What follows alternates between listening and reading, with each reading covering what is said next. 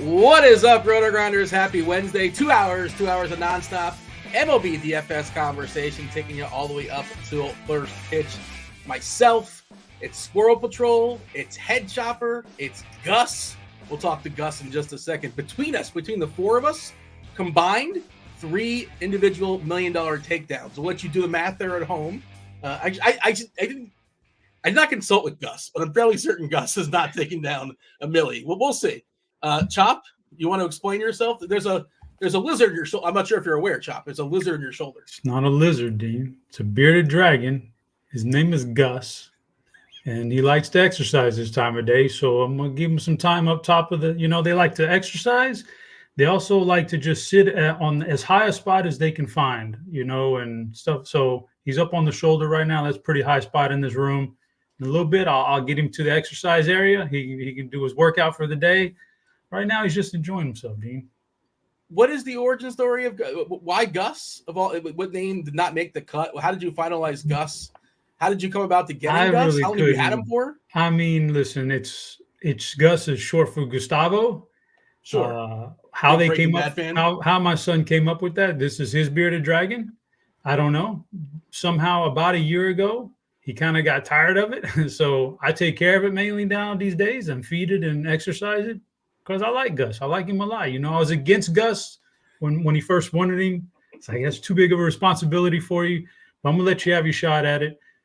He, kind of got tired of it. But Gus grew on me. So, hey, man, me and Gus are buddies now. Look, he's coming to join the show. But he's looking for a place to get out of here. He don't like you, Dean. Your son abandoned Gus is what you're saying. And you basically he still does some stuff. He still does, he takes care of him still, but I kind of took over the deal myself. I really grew affectionate for Gus. Like he's a really cool guy, man. He's got a lot of personality. He's got a lot of personality. Is this the same son that wanted a dog, but the grades weren't good enough? Different son. Different guy. This guy's actually more responsible, but the Gus. But not responsible enough. Well, here's the thing, Dean. I think if we're being honest here, Dean, what happened really was I told him beforehand. I started researching. I said, these things, this was like 2 years ago. He was a lot younger back then, right? We've had Gus. We have Gus for a couple of years now. I said, man, I'm looking at it. This is going to cost a lot of money every month. Like feeding this guy is a lot. You have to get live food for him, mailed to you, shipped to you.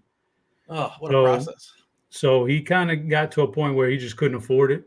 And I was feeding him anyway, money-wise, so might as well take over the deal here, man. Squirrel, welcome to the show as well. Do you have any thoughts on that? Oh, there goes Gus. Does Gus have a home run bit? Like what? It's Gus's what?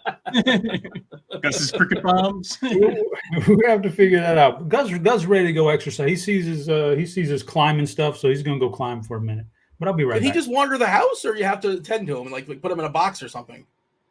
Or a cage, I guess. Probably not a box. He lives in the society. He could wander the house, but I have a dog, and I'm scared of what might happen if the dog would catch him and react to him. So I probably couldn't do that. But theoretically, yeah, as long as you cover up the doors underneath, like any place where he might be able to get away and creep outside on accident. Yeah, he can do whatever he wants, man. He can run everywhere. Squirrel, you got any animals lurking around the house? Got 2 dogs, the Squirrel Patrol, if you will. Took them to the vet today. $2,200 for 2 dogs. Like the annual checkups, the vaccines. I made the rookie mistake of getting the flea and tick medicine at the vet instead of ordering it online. That's what I get. $2,200. Unbelievable. Squirrel, I'll have you know that I encountered the same thing with my dog about 3 weeks ago. And I was like, before they did it, they gave me the quote, and I was like, whoa. I can't. No, how this keeps increasing every time I come. How is this? What is going on here?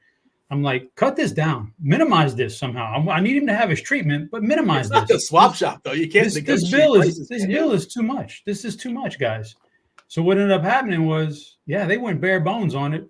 Still cost me a few $100 for one dog, but I had to take the little jar home and collect the pea sample and the I got the jar. I was literally just talking about the jar with my wife. What in the world are they? This is what I get when I want a discount and I got to do the urine sample. And oh, come on, this is ridiculous. I'll pay you the extra $75 next time. This is too much. Well, the dogs are good though, right? Squirrel, I assume that they're in good health and all that. Yeah, he's good. Piper's going to be 15 in a few weeks. So she's in good health for her age. I think she'll make it to 15, 16. I don't know. We'll see. But I didn't think 15 was going to happen either. So. All right, we're not going to set it over under. That'll be. I don't want to do that. We're hitting the. I'm betting the over. I'm rooting for the over for sure. If nothing else. Do you want to say what's up to the chat? Kindly hit that like button. Do subscribe. Turn on those notifications as well. I don't want to say a full-on sprint slate, but the latest game we have tonight is the Coors game. We have all the lineups with the exception of San Diego. Unless I missed it. I don't think we have San Diego just yet. Notables out of the lineup tonight. No Cody Bellinger. He's got a rib, so he hit the IL.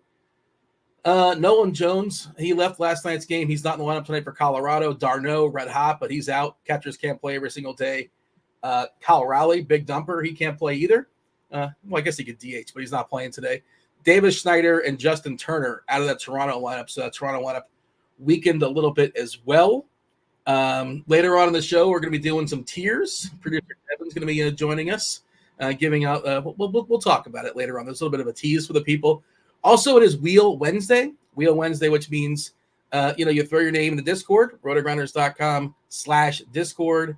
Go into the live stream chat channel. Producer Devin, he's going to post. I'm not sure if he's done it just yet. He will if he hasn't, but I assume it's there. If not now, in a minute or so, just hit the avatar. You get yourself eligible. Have your name thrown on the wheel. We'll spin that wheel in about an hour, around 6-ish or so. Of course, crunch time coming in 6:15, 6:20, taking you all home tonight. I think it's SDL Cards, Taylor, and looks like Dave Potts. Yes.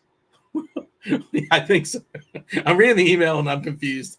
And my apology, because Chop's name is the people know your name, right, Chop? I think it's not. I'm not doxing you or anything. We know you're. Yeah. All right. Same name as Cheese. Give me the screenshot here, Chopper. It's just a 7-gamer. It's kind of hard to get different. It's pretty straightforward. On paper, of course, it's baseball. Goofy things are already happening. Your SB1, unless you're feeling ambitious, it's going to be Joe Ryan. Obviously, we saw what happened yesterday with Pablo Lopez. What happened yesterday is not indicative of what's going to happen today necessarily, but we can see that those things do happen. Lopez had a really long inning, about 40 pitches or so. They gave him a quick hook. He did strike out the side, but he also gave up 3 runs, 3-run job to Eloy Jimenez. The White Sox still the worst offense in all of baseball. But, yeah, what do you got, Chop, here as far as, the overview when it comes to tonight's 7-gamer? I mean, the overview would be there's a few high-end pitchers, and I think there's a few high-end offenses, and how you mix them and match them is gonna determine the slate to me. So it's very interesting slate. I'll say that. I mean, there's some sleeper pitchers in there. Sleeper in just relative to the size of the slate and their ownership and everything. But I'm not seeing a whole lot. I want to venture outside the, that little sweet spot there for pitchers or offenses. It's tough to get away from those, especially those top 2 guys, those top 2 offenses. So I don't know, man. I'm sure there's one-offs and all that good stuff, and we'll figure it out. But it seems pretty clear cut. I was reading the expert survey, and I think Squirrel's kind of got a sleeper pitcher we'll talk about, and the good environment we'll discuss, and his opponents that he's facing, their lineup has been weakened due to injury. We'll talk about it, but we'll get there in a second. I do want to pull up the weather and drop the weather for people in chat. Precipitation-wise, not a big deal, but we're getting like kind of an inverse today when it comes to Chicago. Chicago, the weather was spectacular for homers. Wasn't a ton of runs, but there was, at least 3 or 4, maybe 5 homers yesterday. Today, it's kind of like the inverse where I'm going in to pull up the weather edge, but at least unless things have changed. Similar games, similar weather. We had a pretty good sample on it too. 67 games, 42 degrees is the temperature, wind blowing in at 9 miles per hour from left field. 48% dip in homers, 8% dip in runs. Pretty interesting how much more the dip is in homers. But, yeah, power is going to be suppressed in that ballpark today in Wrigley. The total in that game is still 7.5. I think it was 7.5 last I saw it, which is pretty alarming because it's Jameson Taillon and Spencer Arrighetti. But yeah, it's 7.5, and it's also like two good offenses. I know the Cubs are without Bellinger. It's not the best Chicago lineup you're going to see, but Houston is still pretty legit. Squirrel, we can kind of, if you want to talk there from the start, by all means, or just let's fire off, I guess, with your overview. What are you seeing? Not a ton of games, 7 games, a lot to work with, but it is pretty interesting to see those two offenses at a 7.5 total with those two pitchers that are, not the biggest names in the game, obviously. Yeah, it's kind of a mirror slate from yesterday, right? Because we had the wind blowing out in Wrigley yesterday. But, like I said in my article yesterday, it's kind of one of those slates where there's something for everybody. We got a game in Coors Field. We have a good pitcher with a good matchup, who can get some strikeouts. You guess you got to make a decision point there, especially on FanDuel. You only roster one pitcher. But yeah, I think there's still some stuff we can kind of dig underneath the surface. And, you got to kind of keep in mind the size of your contest as well. Like, I think last night you could get away with some, even if you had Pablo Lopez, if you had the right offense, or if you went with the chalkier offense and it didn't go crazy, you could still, pretty do well in a tournament. If it's a smaller field, larger field, you kind of had to hit like Arizona and, not have Pablo Lopez and have, one of the pitchers who, I think a couple of pitchers, man, I already forget last night's slate, but a couple of the pitchers had pretty good games. So yeah, I mean, I think there's some places we can go to find a little differentiation, but there are some clear spots that stick out as well. This isn't me like bragging, but like kind of to your point yesterday, I finished 5th in the 222. I had 0 players in Arizona, and I had Pablo Lopez, but I still got I got enough because I had Tauchman. And did I know Tauchman was going to homer twice? No, I didn't even know he was going to homer once, to be honest. I just this guy's cheap. He's on the Cubs. It's a good environment. And if you watch the game, he kind of got 2 cheapies. It probably both those would not have gone out if it was even standard weather. Probably, certainly not today. But we will take it. And you got to be, the bigger the field, 35,000. That's why we talk about the bingo sometimes. The $3 already sold out on DK a couple hours ago. If you wanted to get in on that, you missed out. The 15, I think, is still available. But yeah, you got to be much, much, much more perfect in the bigger contests. Let's see. Chad is saying I don't like dogs. Is that Bobby? He's just trying to trigger me. I love dogs. Dogs are amazing. What did I say that suggested I don't like dogs? They're spectacular. I would take a dog over a Komodo dragon any day. And I have nothing against Komodo dragons, but I think Chop is distracted, by the way. Chopper, is something going on? Is the dog finding the Komodo dragon and on the loose? It's a bearded dragon, sir. A bearded dragon. It's way different. Way different. No, what is it? Komodo and I just got to keep my eye on him because sometimes he'll climb up to a high point in his cage and he'll jump outside the cage. I just got to keep my eye on him, Dean. It's called being a responsible parent. All right, fair enough. I mean, yeah, I wasn't besmirching, by all means. Feel free to multitask and tend to the bearded dragon, and we feel free to discuss the baseball as well. Are you going to have did you dive into your BBP suggestion today? Is that something we can tease for the people? I did dive in. That's the tease. I did dive in, Dean. And for the Chad, who's very anxious, like Butthole, very anxious for some knockers, Chopper's knockers, got a couple knockers lined up for you. No, is there a chance Machado comes back tonight? Or is like if you go on paternity, you got to be out for a certain number of games? Do we know?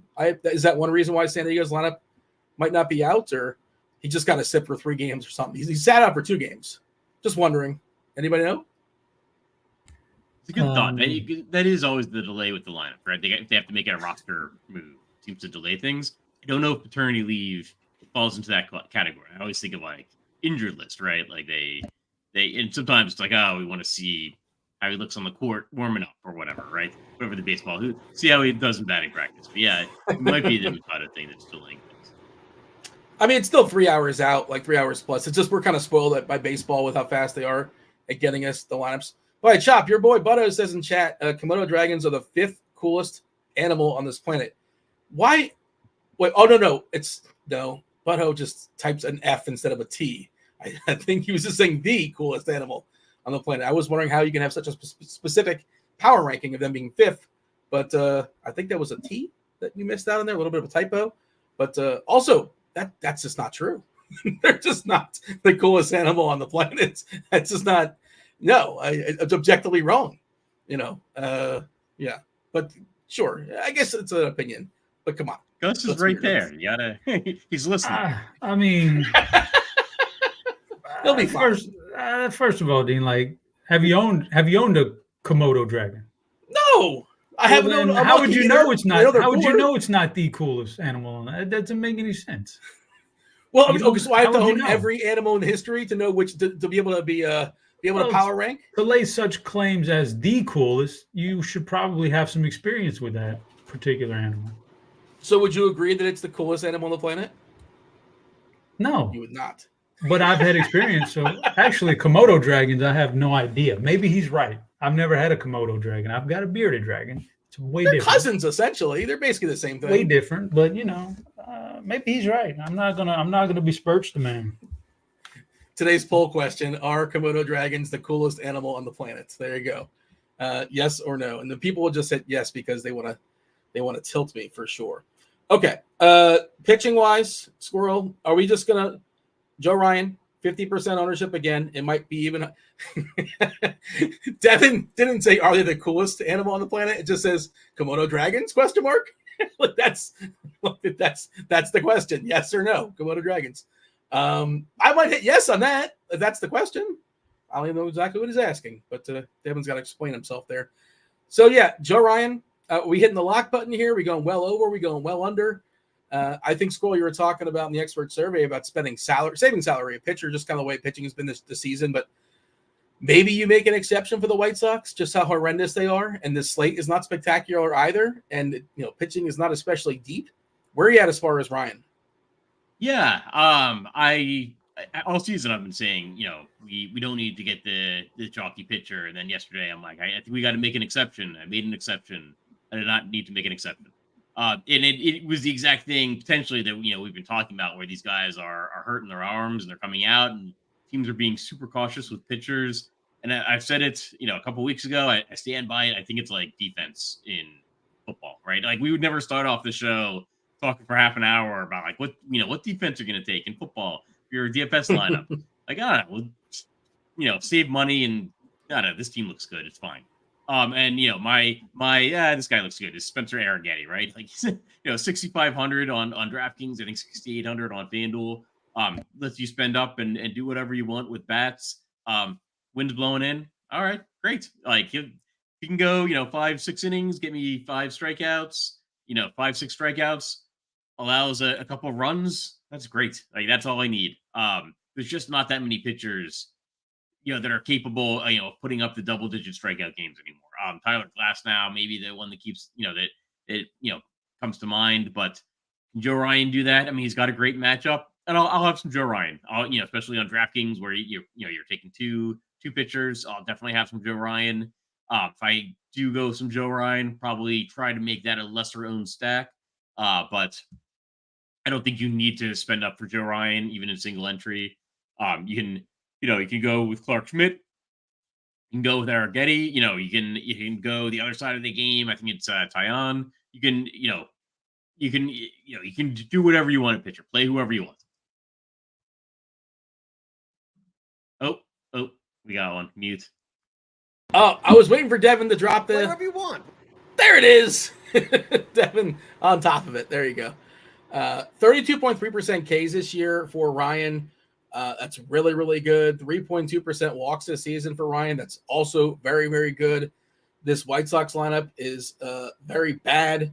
There is some power, right? Eloy, some power dating back to last season, 167 ISO. He's got a couple homers this year. Otherwise, I guess Sheets and Vaughn, some power there as well, but just not a very daunting lineup. Chop, what are you doing today? Some days you make the one lineup. Some days you're running 150. You have yourself a good time. What's the plan today?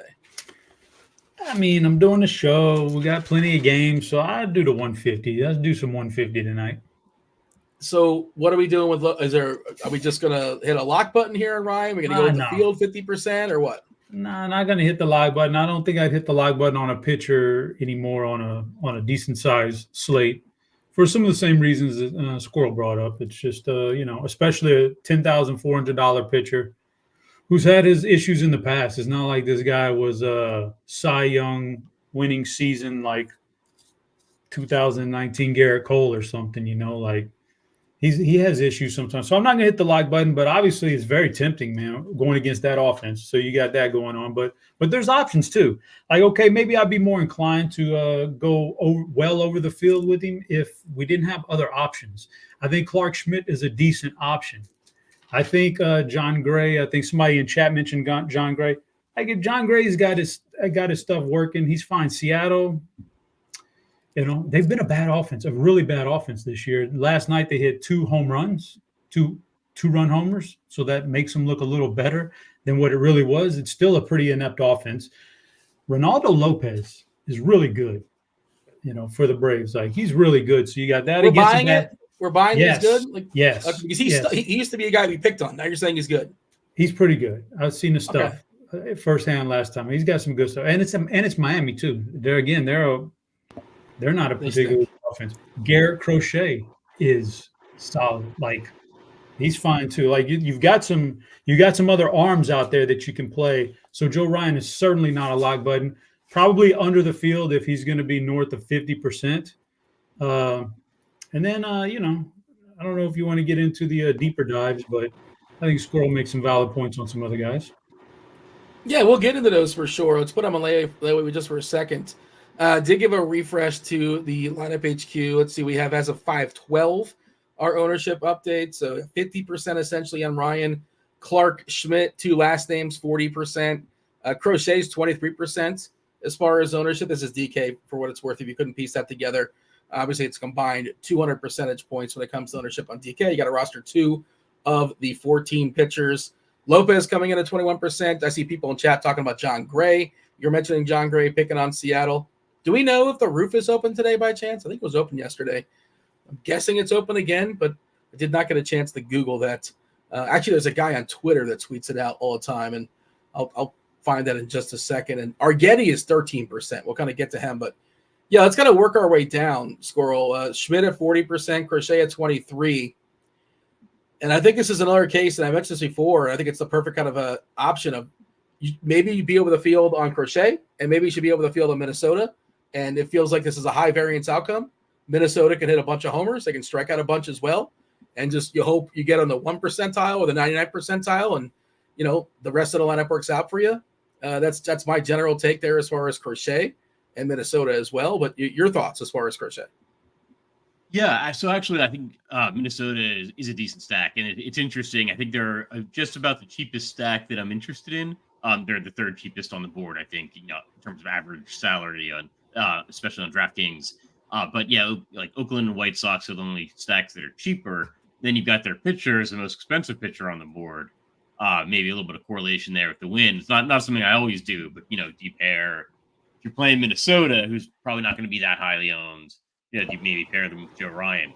In terms of Crochet, yeah, I agree. He's one of those like classic pitchers. Play him, stack against him. Can go either way. So I do like Minnesota as a stack. I probably like the idea of being over the field more on Minnesota than I do like the idea of being over the field on Crochet.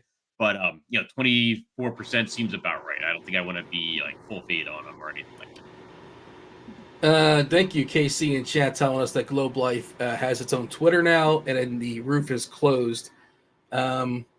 Ranger Blake was the guy that used to tweet it out, but he hasn't tweeted in a while, so I don't know if he's still on the Rangers. I'm not sure, but I think he's one of the guys that works in their office or something, or he's not the go-to anymore. Guys, just follow Globe Life Field, I suppose. They'll let you know if the roof is open, if the roof is closed.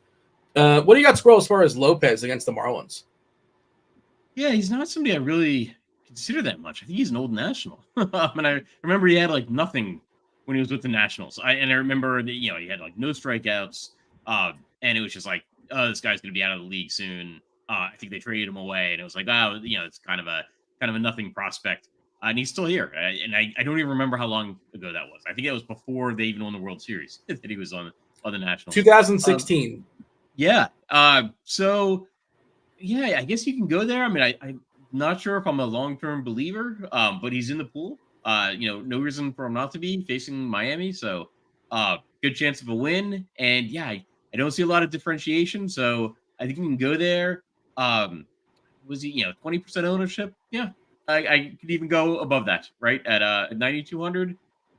That's more expensive than I would like. Now that, now that I look at the price tag and I realize it's sorted by ownership instead of price. So yeah, I could maybe go under the field on that 20%. Let's see, 18 innings this year. Left on base percentage, 94%. BABIP, 250. He's got an ERA of 50. He's given up 1 earned run. So obviously he's been a little bit lucky there. What is his official? Sierra 363, not terrible. Homer in the fly ball is probably 0. Yeah, it's 0. Yeah, sure. I mean, again, a part of it is that the Marlins, I agree, the price is a little restricting, but I guess it's kind of pushing the ownership down a little bit. It's not massive. Of course, Ryan's pushing the ownership down as well. Do you want to talk about the Houston-Chicago game? We kind of danced around it a little bit. But I think Arrighetti was the guy you were talking about, Squirrel, in the expert survey for large field. And I guess Chop can kind of speak to us as well because that's his team. But Arrighetti was a bit of a prospect, one of the bigger prospects in the Houston organization. I don't know how great their farm system is, and he came in and couldn't get out of the first inning. His very first start, he just got absolutely shellacked. Whatever word you want to use, did not work out for him. But he's not going to be that terrible, obviously. And again, great pitching environment today, and also facing a Cub lineup that's weakened with the absence of Bellinger, and he's cheap, which is also, I guess, that's one of the most appealing things. I probably should have lived with that. But feel free to speak on Arrighetti, Squirrel.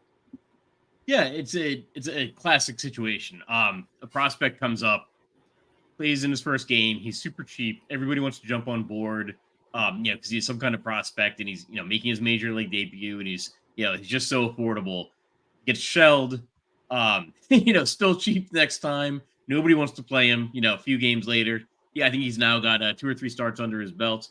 I think just 2, but I mean, I like at some point you could attribute that getting completely walloped to jitters, right? Like this guy's first major league start. I think he even had, if he was making it in his hometown, I think it was Arlington. Yeah, and families in the stands and everything. You get all nervous. Now he's got a couple of starts under his belt. I think he even went back to the minors, but didn't pitch. But then came back to Houston, I believe.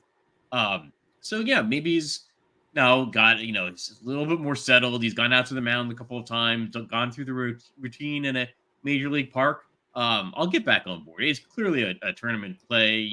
He's super cheap. The wind blowing in is a factor. We saw it last night. I mean, I wanted to watch this, Cubs Astros game last night just because, see how it does the wind. And as soon as you turn the game on, like Cody Bellinger's hitting one out, and then and you saw you actually mentioned a couple of those home runs, the outfielders camped, and then he's moving back, and he's got this confused look on his face, and then he's looking over his head. And now we got the opposite of that tonight. We got the wind blowing in. So, I'll roll the dice on Arrighetti. I know it's a dice roll. I mean, maybe he's just not cut out for major league pitching, but at the price, what will presumably be pretty low ownership, I think he's a good tournament option. He was all right against Atlanta, considering it's Atlanta. Like you said, he got destroyed, but against Atlanta he was okay.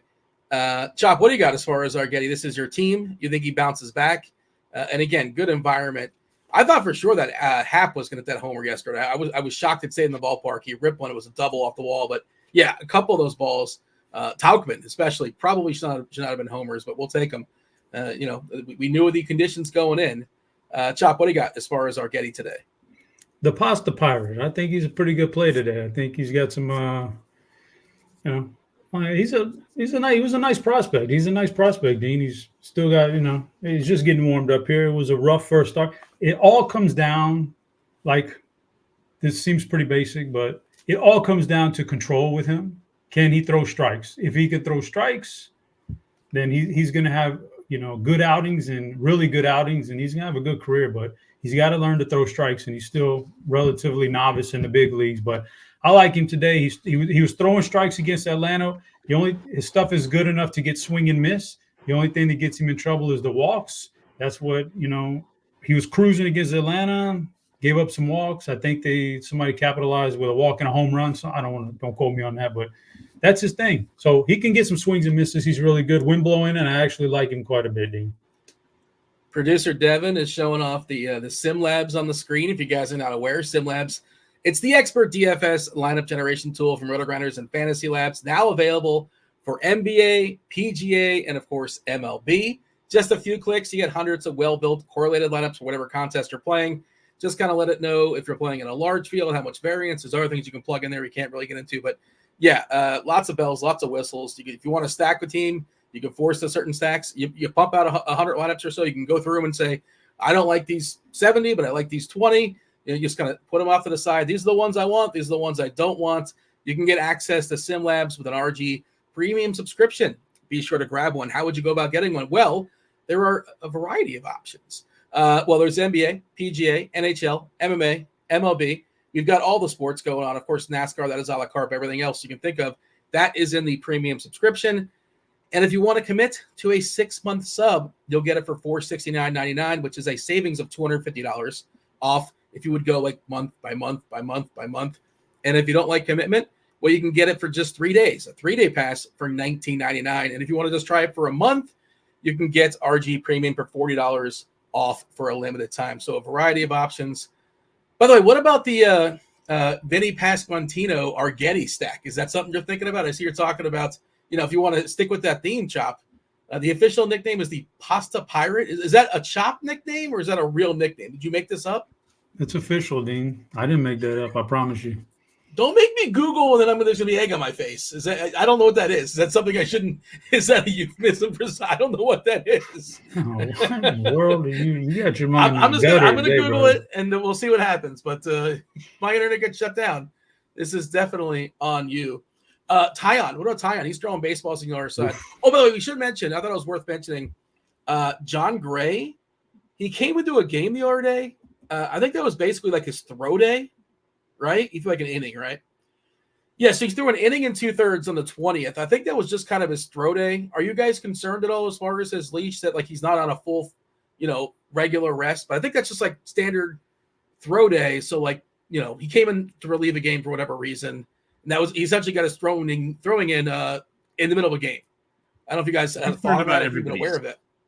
I'm concerned about everybody's leash at this point. So sure. Yeah.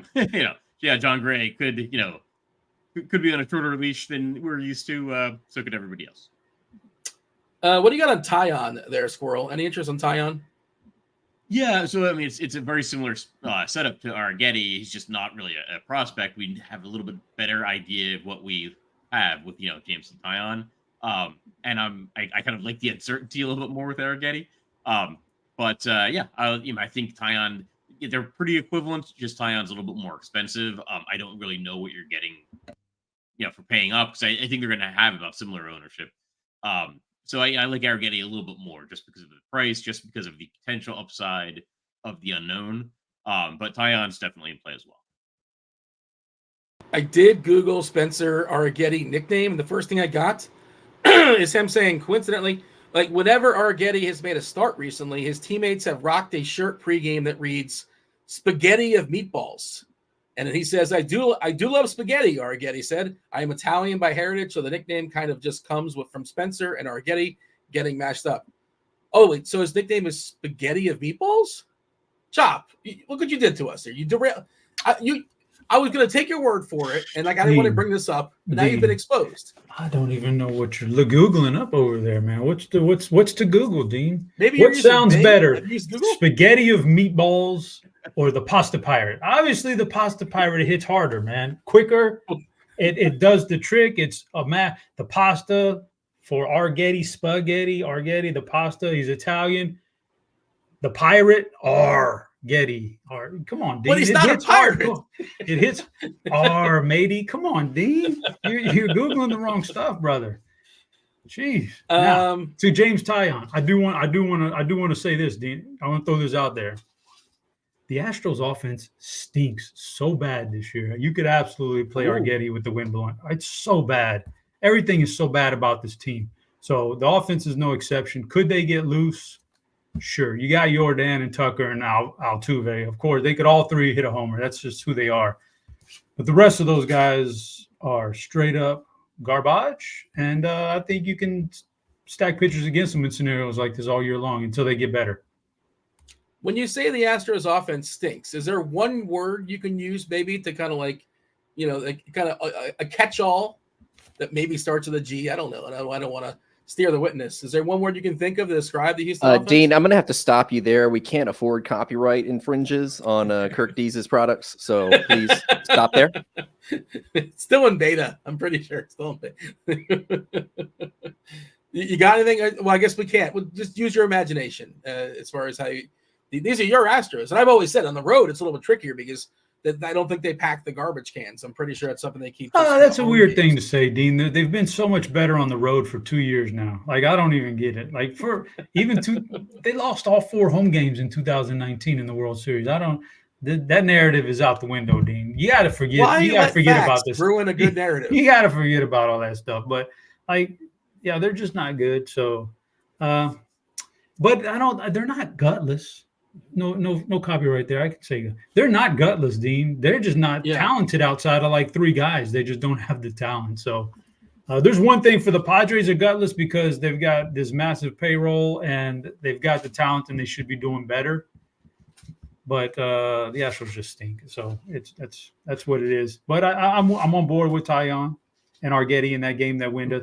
I'm with Squirrel here, man. We're multi-entering tonight, me and Squirrel, man. We're gonna spread out some pitcher ownership, and we're gonna hit the nuts somehow, man.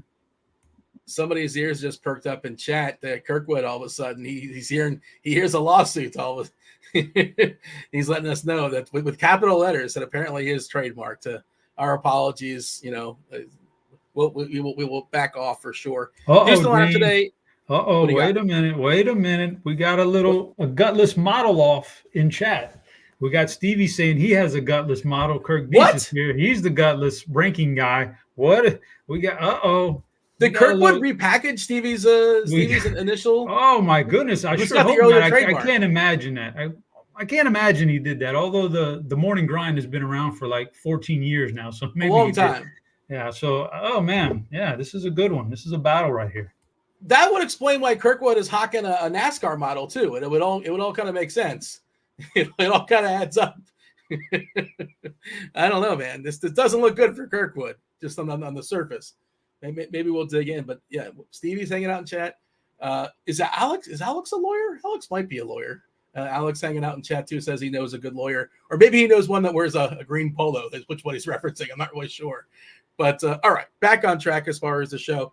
Still waiting for just the Padres, right? We got everything else as far as lineups. We got Alan wants to know any thoughts on Marsh. Yeah, I was going to ask any pitchers we've not really talked about.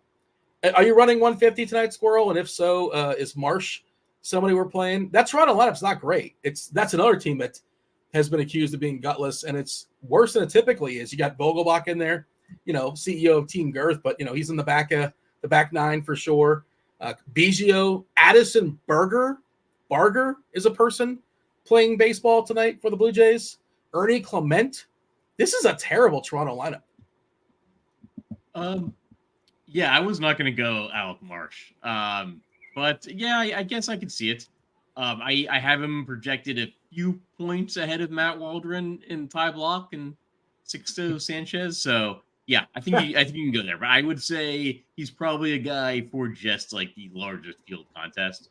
I don't think you would have to go there in in anything like smaller field or even 1,000 entries and under. Block and Sixto are just not playable, right? Just besides not being great, just pitch count wise, like Block might go a couple innings, Sixto might go maybe 3 or 4, depending on. Right, we're crossing those guys out. I just want to make sure you see their names. You're not playing them, right? No. I would not play them. I don't think I'm going to go with Waldron, although I did see him with like pretty positive leverage there in the SimLabs. Which, I found surprising. I don't think you can play, Sanchez or Block. I did a little bit of research on this. I was trying to figure out how the knuckleball plays in Coors, right? Which is hard to find because, like, how many knuckleballers are still in existence? And I was like, well, has Stephen Wright ever played in Coors? Remember him on Boston? No, he never played in Coors. R.A. Dickey, Robert Allen Dickey, former Cy Young winner. He played in 35 Major League ballparks. Never Coors. Never once threw a baseball in Coors Field. The only one I found was Tim Wakefield, unless I missed a knuckleballer. He wasn't great in a small sample. Actually, it wasn't even Coors. It was Mile High, which I think was predated Coors. He's been around. He was around for a long time. Wakefield obviously. R.I.P. Tim Wakefield, man. Yeah, sad story for sure. But And look, the Rockies are terrible, and they're without arguably their best hitter and Nolan Jones tonight. Waldron, and he's also not like a strict knuckleball pitcher. He throws the knuckleball 36% of the time, precisely 36%. I was looking at that before the show. I mean, he doesn't have overpowering stuff. He's got to mix up changing speeds and all that kind of stuff because he's got to finesse his way and throw some nonsense. But I don't think I'm playing Waldron. I think the Rockies are interesting for tournaments, despite the fact their lineup is pretty horrendous. Blackman, Tovar, McMahon, Diaz, Montero, Doyle, Rogers, Jake Cave, and Bouchard. Again, no Nolan Jones. You got a thought on that, Chop, as far as Waldron, or just kind of like delving into the conversation on cores in general? Gosh, I just don't think that's a guy I'm going to end up playing at all. It's a weaker lineup and it's a weaker team, but it's still Coors Field. I don't know how his pitches are going to play there. And in addition to that, even in a perfect scenario, like what's his upside? The fifth inning, 5 innings, like probably not going to go there. So I'm out on Waldron, and I'm out on the 4 guys. I'm out on same as Squirrel, Waldron, Block, Sixto, and Joe Boyle is going to be off the table for me too. You get any Boyle, Squirrel, in all your lineups? 5,200. If you can go there, probably single-digit percentage on DraftKings. If you're doing 150 as an SP2, that's probably what I'm going to end up with looking at my stuff right now. We got San Diego. We got the fathers, Bogarts, Tatis, Cronenworth, Profar, Kim, Merrill, Rosario, Azokar, and Higashioka is doing the catching. So they got the weaker catcher in there as well. No Campusano. All right. Yeah. No Machado either. I thought there was a chance he might come back from, having a child. I don't know if he even had a child or not. Who knows how long the labor thing is going, but hopefully all is well for him and his family, but he's not playing baseball tonight. Every single lineup officially in. Stevie in chat saying knuckleballs are flatter at altitude. Yeah, I feel like it probably wouldn't be great in cores. All right. Anything else we should mention as far as pitchers? I'm trying to see if we missed anything in chat. If I did, get it in at the last second. We're going to be talking some stacks in a second as well. Kindly hit that like button, do subscribe, turn on those notifications. Vote in the poll. I want you to vote in the poll, especially if you showed up like the last 10 minutes. Komodo Dragons? Yes or no? No context necessary. Just yes or no. Komodo Dragons. That's enough information, I think, to figure it out. Yes or no. How do you not pay up for Lopez on FanDuel? Are you playing FanDuel tonight, Squirrel? Yes. Okay, anything different you want to say as far as FanDuel? Obviously, you got to roster 1 pitcher as opposed to the 2. Your strategy a little bit different. Maybe your pool cut a little bit shorter. Yeah. So there's some guys that I think are just in the SP2 pick. Like I think Alec Marsh and Joe Boyle specifically are guys that I would play as an SP2 on DraftKings in the 150 set in the whatever 10,000 person contest. I'm not going to play like Alec Marsh or Joe Boyle on FanDuel. But I actually do. I think you can start like Arrighetti and go up from there. Yeah, Lo-Fi Music also pointing out, I remember this in my rankings today, that Gray is especially cheap on FanDuel at 7.5. Just seems a little bit cheaper there. When you're kind of price shopping around. So I think he looks a little bit better over there on FanDuel. Of course, you can play him on DK. Let's get the summary in before we knock out our favorite stacks. Chop, you go first. I know, we basically talk about this throughout the entire show, but people, they haven't been there for the first 45 minutes. Some have, some haven't. But if you just joined the show, Chop, give them your synopsis when it comes to pitching tonight. I think there's a steady flow of really good pitchers. I'll be underweight on Joe Ryan and overweight on that next tier of guys right behind him that I think are going to go a little bit underappreciated. So I like them all. I'm going to have some Taillon and Arrighetti, the pasta pirate, from that game. And then I'm going to mark off, I'm going to scratch off the other guys that I mentioned. And that's going to be that, and we'll see how it plays out. Squirrel, what do you want to add as far as your summary when it comes to pitching? We'll talk hitters in a second. Yeah, play who you want. I'm probably going to try to be under the field on the most popular guys, who I think are going to be Joe Ryan and Clark Schmidt. Nothing against those guys. I'll be using them. If I do use the more popular pitchers, I'll be aiming for a cheaper, probably lower-owned stack. I like the guys in the lower mid-range. Arrighetti, Pasta Pirates. The guy on the other, on the mound opposing him, Jameson Taillon. don't mind going up for some Garrett Crochet, but that's kind of a volatile play. But play who you want. You say under the field on Ryan, but you're going to be you're still going to have, I don't know, 30, 40%. That's under the field. Like you're going to have a fair bit, but just less. Yeah, I mean, I think he's going to be about 50% owned. I think that's about what we're projecting. So I will be at a portion of that. So probably like 30%. I think that's probably the right amount. We are going to live. We're going to go team by team and kind of power rank in the tiers as far as our favorite stacks tonight, 1 through 5. Producer Devin is producing today, and he power ranked vegetables. So I want you guys to tell me the chat as well. Tell me the best vegetable and the worst vegetable. What's the best? I mean, the best vegetable.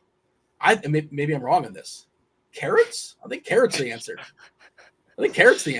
Who's with me on carrot? What do you got, Squirrel? Best vegetable, worst vegetable? Potatoes vegetable? Yeah, gotta go potato. French fries. Oh, you got some versatility in there. That's a good call. Carrot just took a bump. Certainly higher than carrots, that's for sure. Oh boy. I'm not totally against carrots. They're more of a mid-range vegetable for me, though. Sure. Mushrooms are I guess mushrooms are a vegetable, right? That's a good call. Mushrooms are a fungus. Yeah. Well, but aren't funguses he said scornfully. Yeah. What's the worst though? I see people throwing the best in the chat. Jerry is saying carrots are the worst. There's definitely worse than carrots. Come on, Jerry. Carrots are good, man. Sweet carrots are good. I'm with John. They're right in the middle. They're all right, but they're not. They're mid. Not the best. Yeah, they're mid. All right, Scroll. What was your answer? Best vegetable, worst vegetable? I think potato is the best. I mean, I think like carrot is like a vegetable is vegetable. It's like what you think of when somebody says vegetable. I probably most over the field on celery. I like celery, like kind of a meaty taste. You can add some peanut butter on there, some cheese. You can make it unhealthy, even though it's good for you. The other vegetables. When you got to dress it up, though, Squirrel. When you got to dress it up, you're basically saying, it's a roundabout way of saying it kind of sucks on its own. If it can't stand on its own, then maybe it shouldn't be ranked very high. A bite That's of most vegetables, right? Like nobody's just sitting down with a plate of broccoli for dinner, right? Like, I got some cauliflower. Hold on a second, Devin's right here. Some of these vegetables are raw consideration. I will say that much. All right. You take a bite out of celery, that's like a bundle of grass. That is just not delightful at all. Yeah, I'm with you. I've never gotten into the celery kick, but on the broccoli thing, back before, my stomach started causing me some issues. I could pound down some raw broccoli. I could pound down with a little. Now this may hurt some people's feelings. A little bit of dip of ranch, and I'm good with some broccoli. Preach, Chop. Preach. Ranch is under-approved. Is celery the food that has no calories, and it's like negative calories because you burn calories from eating it? Am I making that up? Either that or cucumbers. I feel like those are probably the same vein, like water-based vegetables. Devin, do you want to tell us your board? I was going to say we got the drum roll going for a record amount of time here, so let's go ahead and do the reveal. There's a lot of suspense, and explain your board too. Yes. So at the top, as mentioned, garlic. You cannot go wrong with garlic. Raw, cooked, just delicious in all forms. Cauliflower second. It's versatile. You can use it for a lot of different things. It's good as a side dish. It's good as a main entree. Third, peppers. Dean, I know you're not going to like this. Spicy is good, okay? Peppers are delicious. A little bit of spice adds to things. It's not substantial, right? It's like more of a little flavor addition, so that's why it's mid-tier. Bean sprouts, they're okay, but they're fragile, right? You put that on a hot dish, you got a timer ticking, like 10 minutes tops. Those things are bad. You put them in the fridge, you got a day before they go bad. And it's a high risk, right? There's a lot of like salmonella or something with bean sprouts, right? Collard greens, I'm not touching collard greens. It's slimy, it's nasty. Just there's so many better vegetables. Yo, that's Gus's favorite, the little collard greens, man. He loves collard greens, dude. Gus does not agree. All right. All right. In the chat, I want to see if the chat is on board. It doesn't agree. Kirkwood is very upset, it seems like. Is our boy Broccoli Boy hanging out in the chat? I don't know if Broccoli Boy is hanging out in the chat, but he might he might take umbrage here with broccoli. No acknowledgement at all. But yeah, so we're gonna do obviously the team up top, all up top. The number one team, number one, I guess that is garlic, right? That's correct. Can't read that. I'm trying to make it bigger on my screen, but make it a little bit bigger if you don't mind, Devin, for me. Thank you. That's much better for me. All right, I'm staring right at it. And for some reason, I can't read it. But yeah, so that would be our best teams, and all at the bottom is collard greens. We're gonna go team by team. There's 14 teams to rank. We'll debate it. It's a democracy. We'll see what we agree upon. But let's kind of start at the beginning of the slate. Oakland at New York. The Oakland Athletics. Chop, where we put in Oakland? 1, 2, 3, 4. I mean, what do I got? 5 categories. So I guess just for the sake of the categories, there got to be collard greens. I don't think they're the worst team tonight on offense, but with only 5 to choose from, putting them in there, they're going to be in my bottom 4. So they're going to be collard greens for me. Oakland's collard greens. Yeah, I would agree with you. It is a democracy, but let's ask Squirrel. Would you also put Oakland there, or you think Oakland's kind of a interesting or sneaky for tournaments? No, I kind of agree. I think they got to be collard greens. The logo is green itself. But yeah, they're in the bottom of the stacks. Maybe not the absolute worst, but they're close enough with only 5 categories. Got to put them as collard greens. It wasn't just me, Devin. Alex in chat is saying make it bigger as well. I'm not sure if it's like a zoom in, but yeah. I think Alex is making a zing on you there, Dean. Is he mocking me? Is that what's happening? I don't Let me know, Alex. I don't think it's a mock per se. It's kind of a mock. Springboarding off of your comment for comedic reasons. Let's jab. It's all right. Not a mock. I'm already wearing glasses. Bootleg head chopper and says in chat says make it bigger, please. So again, I'm just a vessel for chat. I'm just reading what they're saying. Let's see if I can do any more here. But, there you go. There we go. That's a little bit better there. Yankees. Squirrel, lead us off as far as the Yankees. A team total above 5, taking on Joe Boyle. They've been a little bit gutless this season. Aaron Judge has coupled a bit, but of course we know he can bang out 2, even possibly 3 homers. Look at Devin's already forcing it where it's going to go. It's like a Ouija board. You're already spelling the word out. But yeah, Squirrel, where do you want the Yankees? Yeah, I think they've got to be in the top 2 categories for me. So I would go with either cauliflower or garlic, and I could see them being garlic worthy. I think they're garlic worthy as well. They might be my favorite stack. Chop, where you at as far as the Yankees? I would have threw them in cauliflower just because, I'm going to reserve that garlic tier for the best of the best, and I don't have the Yankees as the best of the best. That's going to be a cauliflower for me. Break the tie, Dean. I'm going to say garlic. Yeah, absolutely. But you were right. And Devin, you already had it there. You don't want to move it. You're good to go as far as where the Yankees are. The Marlins at the Braves. Let's talk about the Marlins. Marlins taking on Ronaldo Lopez. Chop is a buyer in the Marlins. Let's have Squirrel start us off here as far as the Marlins. 3.3 total in Atlanta tonight. Yeah, I don't know if Chop's fine on the Marlins. I will go. I think they're towards the bottom, but I think they're above the A's and maybe a couple other teams. So I think that's like bean sprouts. If there's any team that's bean sprouts, I think it's probably Miami. Chopper? No, I don't know what show you've been watching. I'm not a buyer of the Marlins here, man. So no, I said buyer of Lopez. Oh yeah, buyer of Lopez. So for that reason, I'm debating like Xing Miami hitters out all together. So they're definitely a collard green for me. I don't know if I'll do that, but they're definitely collard greens.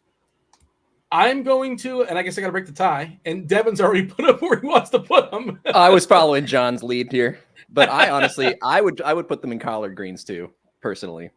Oh, okay. It'll be 2-2, and I'm not gonna. Okay, so we'll stick them. I think they're better than Oakland, but like they're not much better than Oakland, so I'm fine. I'm not gonna yell about it. Either way, somewhere in between bean sprouts and collard greens. By the way, Stevie in chat says, I thought 150 likes, schedule me for one morning grind in May. Yeah, Stevie, the people want me in the morning grind. They want an appearance. They want it to happen one of these days.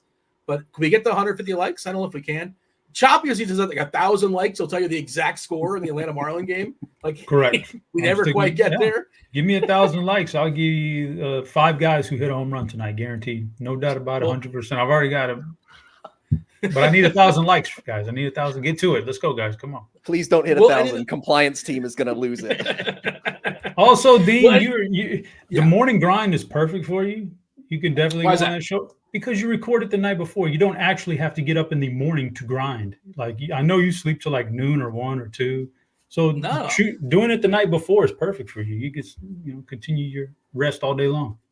I've not looked at the schedule, but I'm pretty sure I'm grinding tomorrow morning because tomorrow I believe is day baseball. So I imagine I'm on with Blender probably like around 11 o'clock. Devin, you probably can confirm. Is that what's going on tomorrow? Let me double check the schedule right now, Dean. I was responding to something in chat. Looks like he double checks that. Dean, I have a question for you. On a slate like tomorrow, we have to get up and do the stuff early. 10 a.m. They want the stuff. Do you actually have to set an alarm for yourself to wake up by 10 or 11? Oh, I generally wake up around 10. Yeah, I usually go to bed around 3-ish. I wake up around 10. And a lot of times what I do is I will do my rankings the night before because in the middle of the night when you're sleeping, Chop, you can actually go the next day and set your rankings, 1 o'clock, 2 o'clock in the morning or so. So if you guys are premium members and are curious, like it's 2 o'clock in the morning and you're still up, like I wonder who Dean likes on tomorrow's slate. It's probably posted. It's probably going to be up there, depending on. Sometimes I'll fall asleep watching a movie or whatever. But and then of course I'll in the next day I'll come and I'll clean it up, whatever. Somebody not playing, I change my mind, I dig in a little bit more, that kind of thing. But I like to have it up there in the morning. How about yourself, Chop? No, I don't do it the night before. That's for sure. I'm definitely not a night before guy. But I like to get up in the morning and give me a cup of coffee, sit down at the computer, and gander at the games. Now, I will say I've had some pushback in the past from certain RG employees that I do the work too early, that I'm not, that I'm going at it, that I'm grinding too early.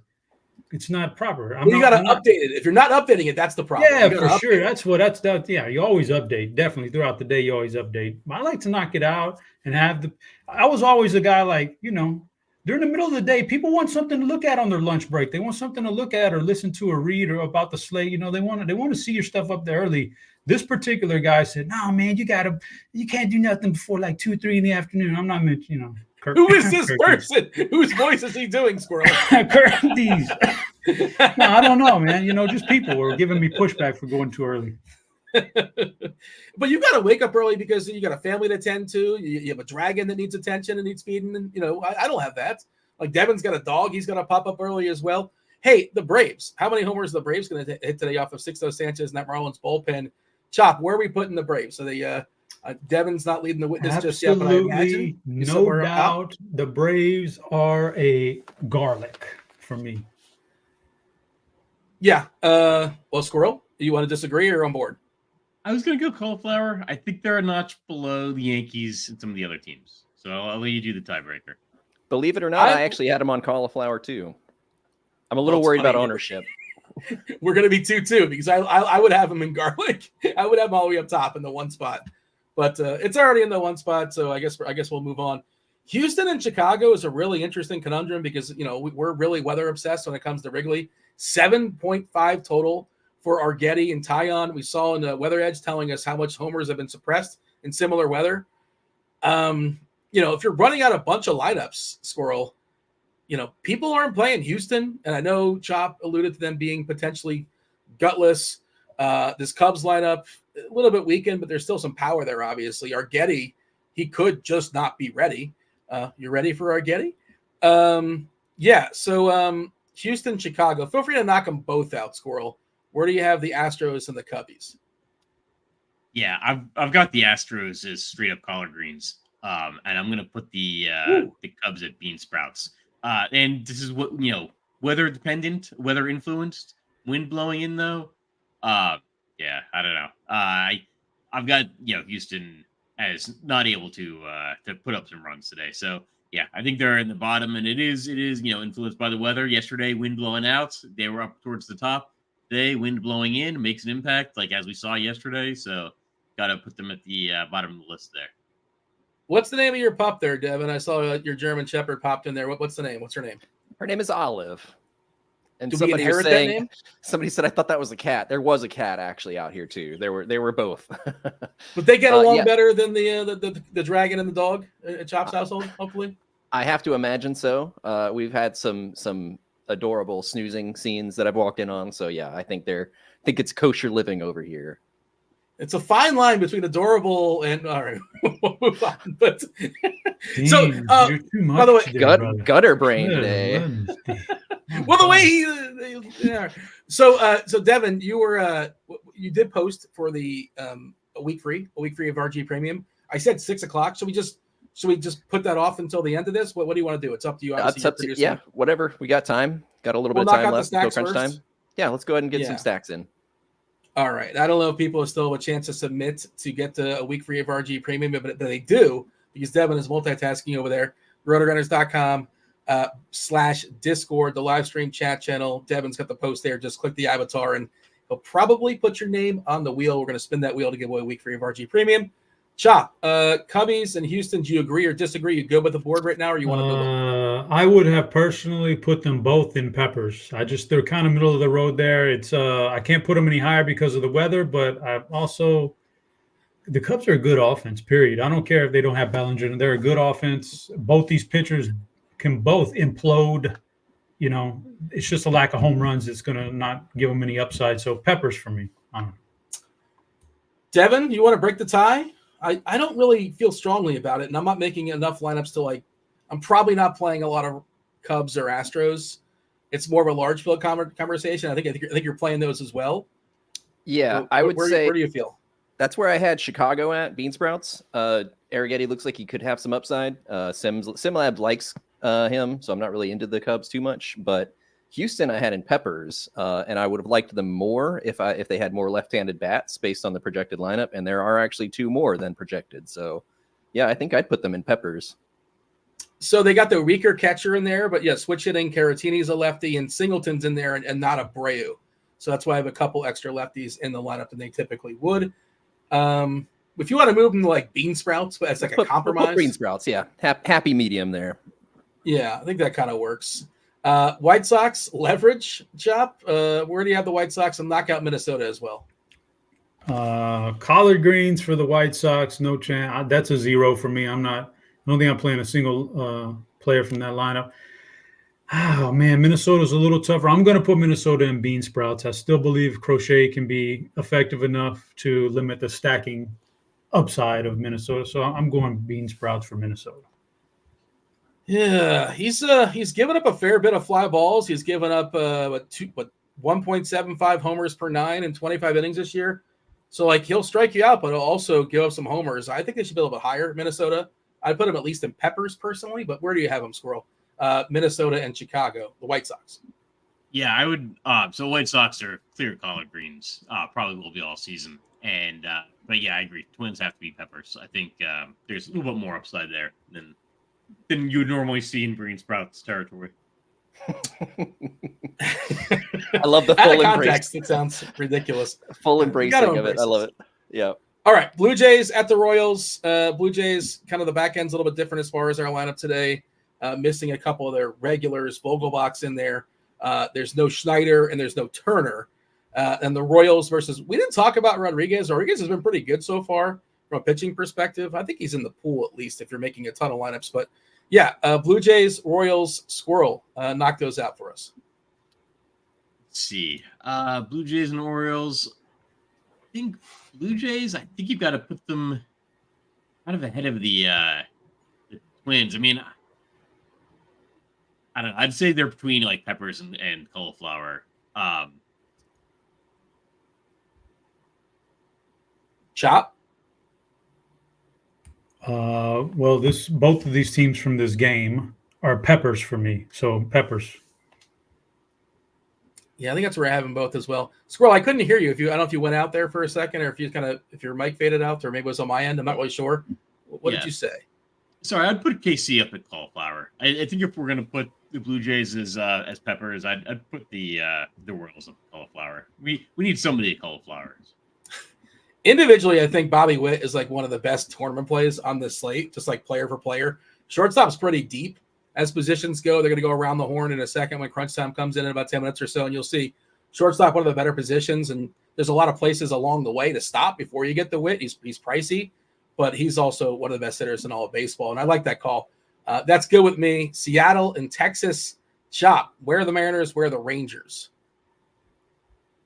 Seattle is in a really tricky territory for me. Like if there was a category between peppers and bean sprouts, so I'll just put them in peppers, and give them the benefit of the doubt. They're Seattle's peppers for me. Sebi Zavala doing the catching there for Seattle today. They carry, I guess, 3 catchers. Garver essentially is their DH. I don't think he catches at all. He just kind of qualifies as catcher. Of course, no Kyle Rowley. Big Dumper, not available tonight for, I guess, is available off the bench, but he's not starting. And Texas, Chop, where do you got Texas? Man, tricky. I actually like Bryce Miller. I think he's a good pitcher. So it's between cauliflower and peppers. It's like if there was a middle right there, I'm going to put it in cauliflower because we're kind of running low on cauliflower stuff here. But I think Texas, just based on the strength of their offense, is just so good. Like they can get him out of there early, get to a bullpen. They're just 1 through 9. They're just awesome. So I'll give them cauliflower. They're always a team you can stack on any slate against anybody. Yeah, there's not a maximum or a minimum capacity. Like it doesn't have to be perfectly laid out when it comes to 2 or 3 in each tier. But yeah, I think it kind of makes sense. Squirrel, your thoughts as far as Seattle, Texas? Do you want to move this? Are you good with it? No, I think that's actually perfect. I think Texas is cauliflower. Seattle's got to be peppers. All right. Devin, you have any issues? We're good? No, I think that's good. Texas has some upside, but a lot of K risk. Yeah, I like the lefties on Texas better, but yeah, looks good. Squirrel, knock out the course for us. I think they're both garlic. I think people are going to be off Coors Field. Hasn't been like explosive, the first 2 games of the series. I don't think people will be that surprised at San Diego being garlic, but I think the Rockies are in a good spot here too tonight. So yeah, I think they're both garlic. What do you got, Chop? I have San Diego as a garlic. Like them easily. One of my top 2 offenses today. Colorado, a tier below in cauliflower. I think they can definitely get there. Just their offenses, their lineup in general. The players individually are so weak, but as a stack, I'm going to give them cauliflower because they can definitely get there against this guy. Still got about 7 or 8 minutes until crunch time comes in. The board, this is what we're going to settle with. Let's see, garlic, our top tier, Yankees, Braves, Padres. Second tier, cauliflower, Kansas City, Texas, the Rockies. Peppers, kind of in the middle, the 3 tier. It's Toronto and Seattle. Bean sprouts, the second the worst tier, is the Marlins, the Cubbies, the Astros, the Twins, and all the way at the bottom, they might as well, just get an Airbnb there. Oakland and the White Sox are going to be at the bottom for a lot, probably all season long. All right, there is the board. Thanks for playing along. We got Choppers Knockers coming up. We have potentially a BBP play coming up. We have crunch time coming in about 5-10 minutes or so. And we also got to give a week free away of RG Premium, Devin. Let's spin. Oh, you got the old school wheel. You have a different wheel than Steve. Steve's got the upgrade. His says RotoGrinders on it and everything. It's got branding. Oh man, I gotta get with him. Hang on, I got some late additions here to the list here. Yeah. I tried to make it like, let's make your job a little bit easier. You're doing the best you can, spinning all the plates, and you're filling out our board for us. But you're kind to go ahead and put those last names in there. Chop, Lincoln Hawk just joined there. Do you know where Lincoln Hawk is from? What movie is Lincoln Hawk famous for? Come on. Over the top. There it is. Can you do the over the top? You can do it. You have the proper. You don't take it off. Can't do it. You don't take it off. It's just not a reverse, Dean. I'm professional here, Dean. I don't take it off. I don't reverse it. I don't wear it backwards. I'm not a hoodlum. That's all right, Devin. We're giving away 1 week or 2 weeks. Do we have enough likes to people to go away 2? Where are we at? We are just shy, but maybe by the time we get to the second one, we'll see if there's enough likes on it. So we'll start with the first one. Anybody got a hot take on colors? Blue. I'm going to go an exacta Quinella box. I guess Quinella box is kind of redundant. I got blue yellow. Quinella. Dean getting technical. That's a little surprising. I'll go red. Just give me straight red. Oh, all right. Nobody else has hot take, apparently. First winner is... Really no strategy to it. All right. And Chop, did you want to sing some music while the wheel spins for the people? Look at that. Big Melvy won. Red. There it is. Red wins. Melvy. Yay. You can hedge now, Devin. You can get half your money now and just cash out, or you can let it ride. Let it ride. There you go. And you know what? We'll say we got enough for the second one. So let's go ahead and get this other one going. Big Melvy won and...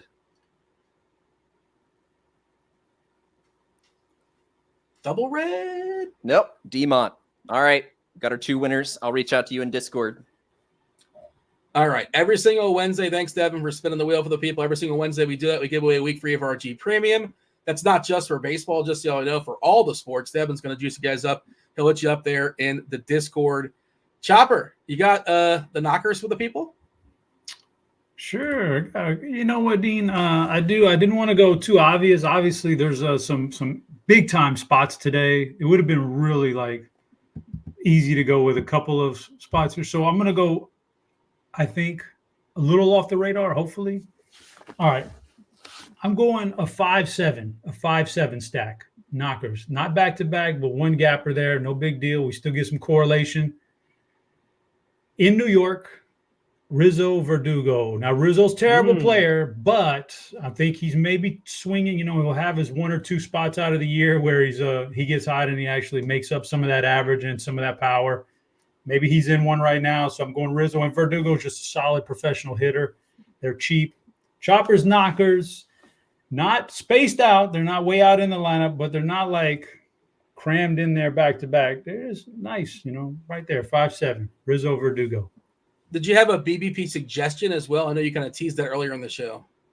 My suggestion today on the BBP would be when I hit the, run button on the algorithm.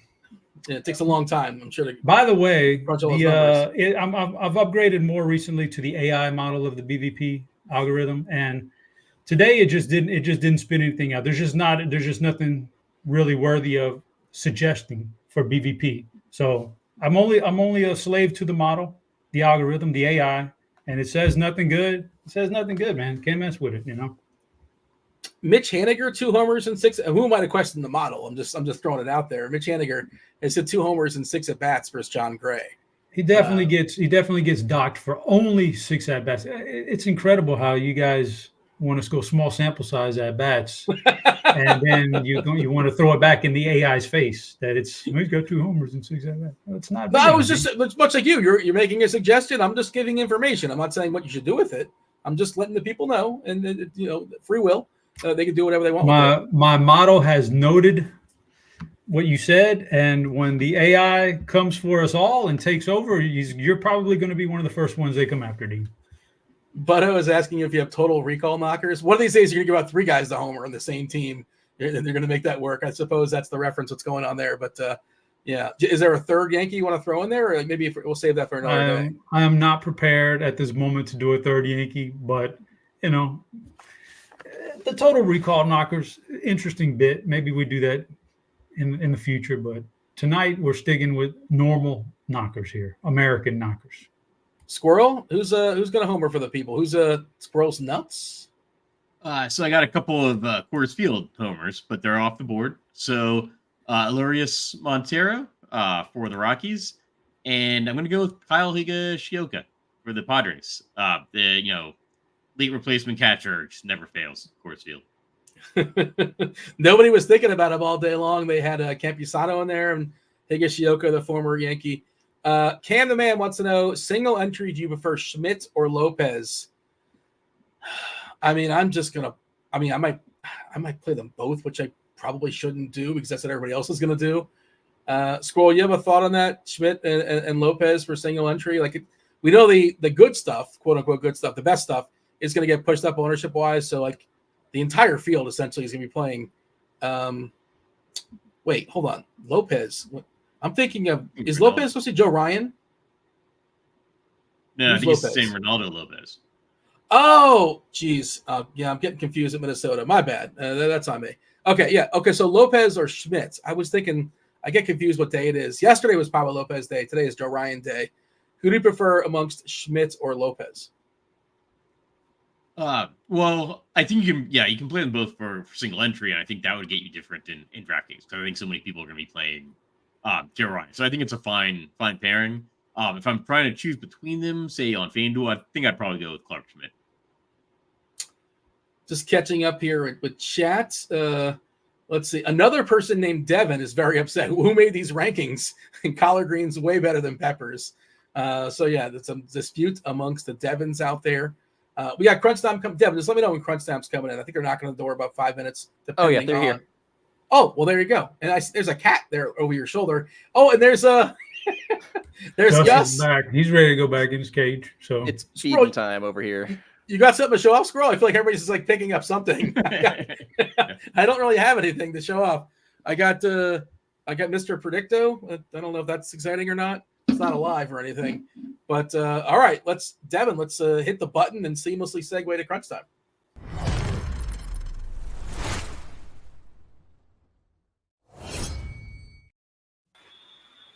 It is SDL Cards. It's Taylor Smith. It's Dave Potts. Cheeseisgood. If you guys have any animals, by all means, feel free to bring them on show. I don't know. If you can stare at the boxes and look closely enough, you might find an animal lurking. I don't know. This is not. You probably weren't prepared for this, Taylor, or Cards, or Dave. But there is an animal. I don't know if it's moving or not. Shop actually is not frozen. But Cards, you're doing the hosting. I'm just doing the math here. I'm guessing you're hosting. I am. I'm Roth for one more day, I guess. I think he's going to come back eventually, but I have the reins today. We'll try to keep it on the tracks. He's over there schooling the French and basketball, apparently, at least according to his Twitter. That's the last tweet I saw from him. Maybe he's tweeted since, but he will be back soon enough. Thankfully, nothing really precipitation-wise. I don't think we have anything. We do have a meteorologist that's got an eye on it. I've not refreshed, but I'm pretty sure we're good to go. But all right. Chop, you got anything else before we step aside and get out of here, Squirrel? We good to go? Nah, we good. All right. Yeah, Gus looks hungry, Chop. You gotta feed Gus and Squirrel. Well, we'll take off as well. Myself at Squirrel, it's Chop. We're gonna step aside and make way for Crunch Time. You got Taylor Smith, you have STL Cards, you got Dave Potts, Cheeseisgood. Cards, take it away. All right, thanks, Dino. And we got a nice little Wednesday evening baseball slate here tonight, so we'll take you through that over the next 50 minutes or so, heading up to lock, take your questions in Discord, and I believe Roth should be back here in a couple of days. So if you aren't familiar with me, I am Justin Van Zuden, STL Cardinals 84. You'll see me a little bit more on the shows nowadays, CPA by day, but tax season has finally ended. So I'll be on a little bit more here going forward. And nice to be back with a couple sharp minds here tonight as well. Was on with Taylor over the weekend. So Taylor, how have you been and what's going on today? I've been good. Second time on today. I was on with Blender this morning, so that was an entertaining time. First time I was on with him. But yeah, 7-game slate tonight. I don't think we have any weather issues. Questionable pitching. We have the White Sox to pick on again, which I guess means it's a day that ends in Y. So should be fun. Yeah, ownership will be an interesting discussion tonight, as it was last night. It's a few less games tonight as well. So we will analyze that here in just a moment. But of course, have to introduce Mr. Cheeseisgood, Dave Potts, as well. The first time we've been on together this year. So Cheese, how you been? Yeah. Happy 2024 to you. Yeah, it has begun. And the Cardinals won this afternoon. So, it's things are looking up for my terrible team that plays the White Sox next weekend. So everybody will be tuning in for that. Goldschmidt is showing like the slightest little signs of life. I think he's not done. I really do. I mean, he's old and he's not the same, but I don't think he's done. He's starting to, show up a little bit.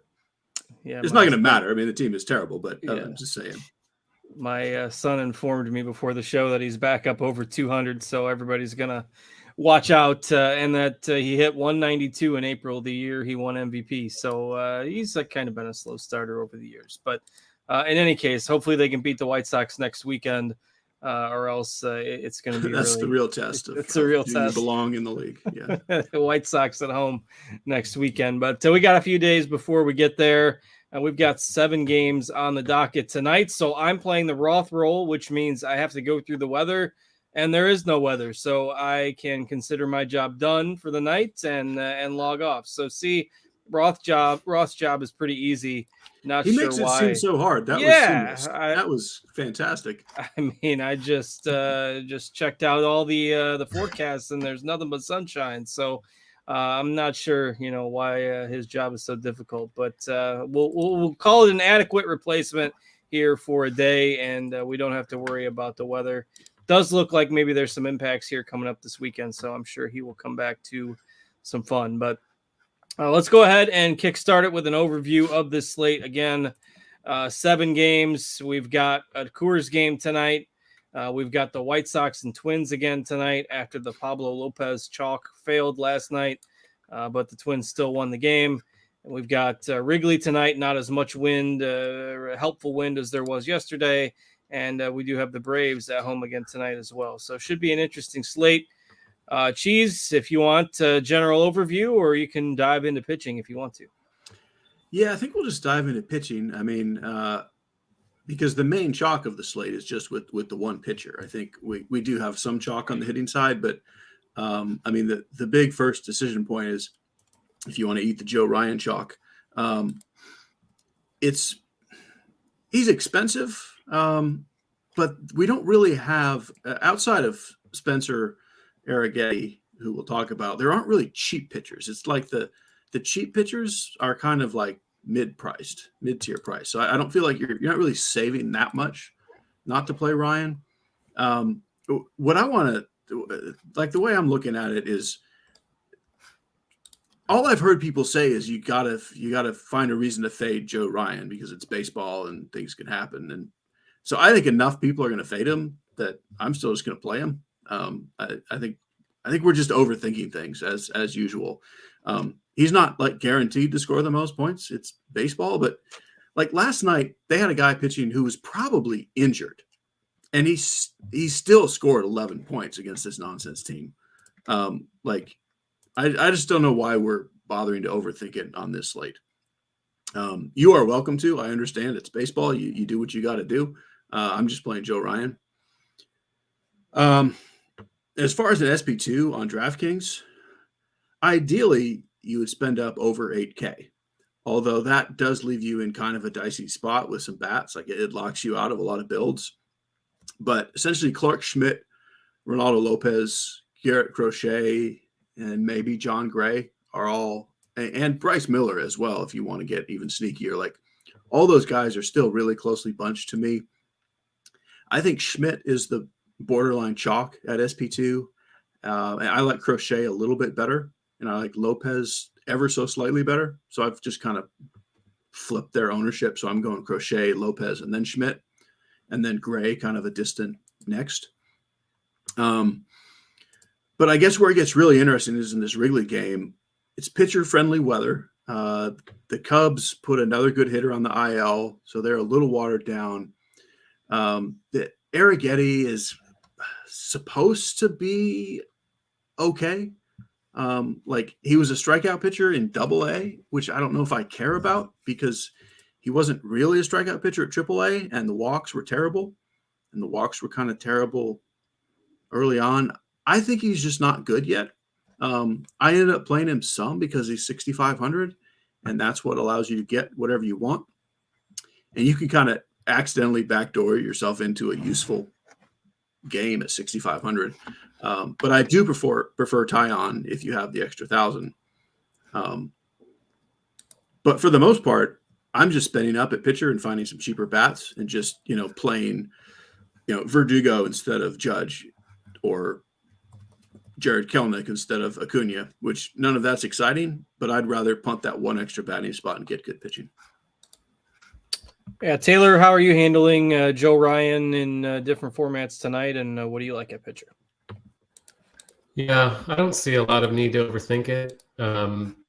the Lopez thing doesn't have anything to do with Ryan tonight, obviously. So Ryan's been really good this season. He's the most expensive pitcher on the slate, but it's not egregious or anything. Chicago obviously is abysmal. Egregious.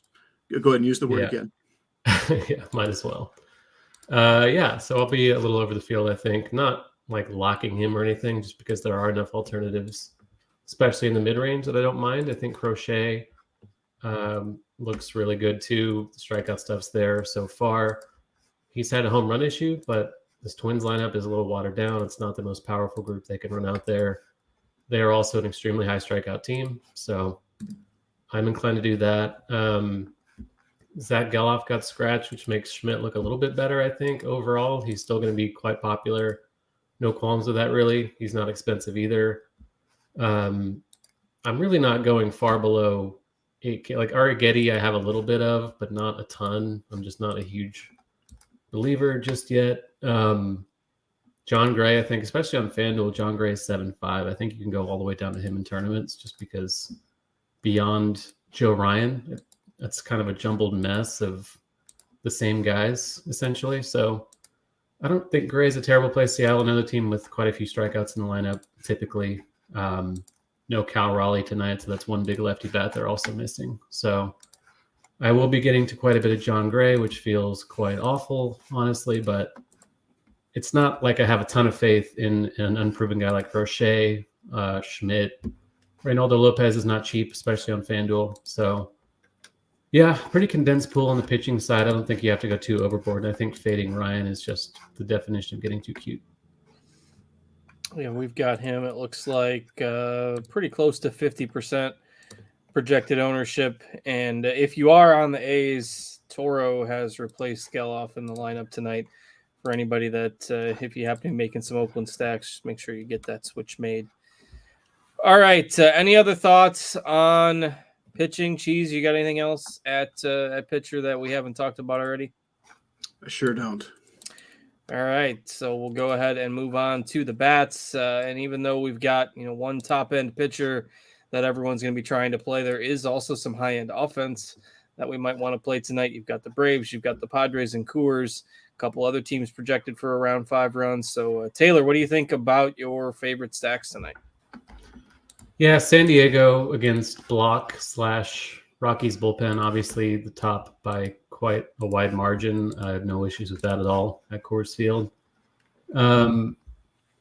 It's beyond that, there's not much clarity. Like the Yankees, I think, are going to be somewhat popular against Oakland at home, against Joe Boyle, who cannot find the strike zone at all. Yankees pretty patient lineup, but they are not cheap on aggregate. So you're going to have to make some decisions there with regards to who you're getting to in that stack. But they are obviously among the top. A team I'm getting a lot of is Toronto again for the second night in a row, which, they were probably at the top of the gutless power rankings, I would assume. It seems like every time they are in a good spot, they wind up being a little underwhelming. But again, tonight against Alec Marsh, a pitcher we didn't even bring up in the pitching segment for good reason. Toronto has a pretty high run total on the road in that game. Relative to the slate, it's high at least.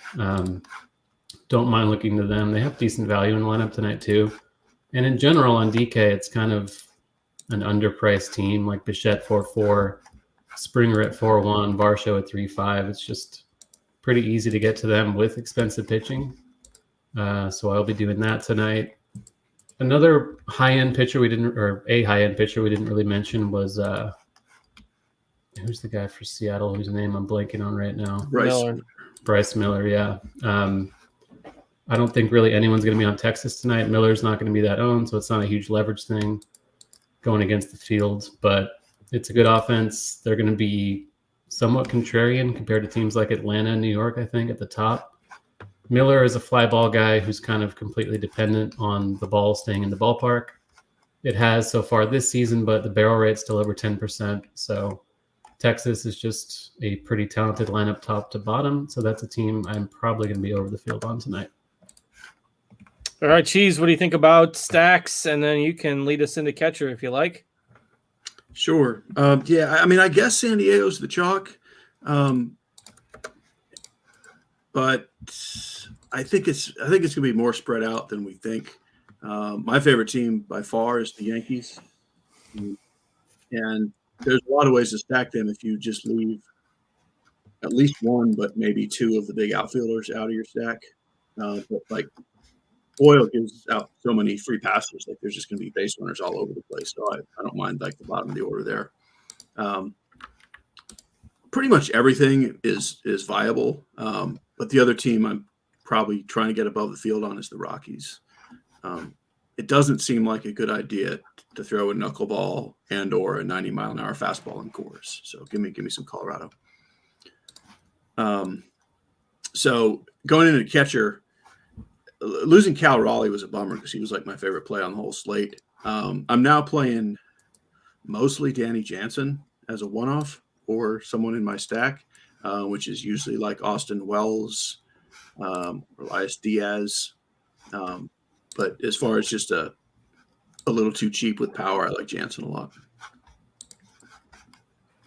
All right, Taylor, what do you like at catcher tonight? Yeah, Higashioka at Coors hitting ninth, kind of buried in the lineup, but it's Coors, and he's a catcher with some power upside we've seen over the last few years. I agree that Jansen's kind of the guy that now stands out the most without Raleigh here.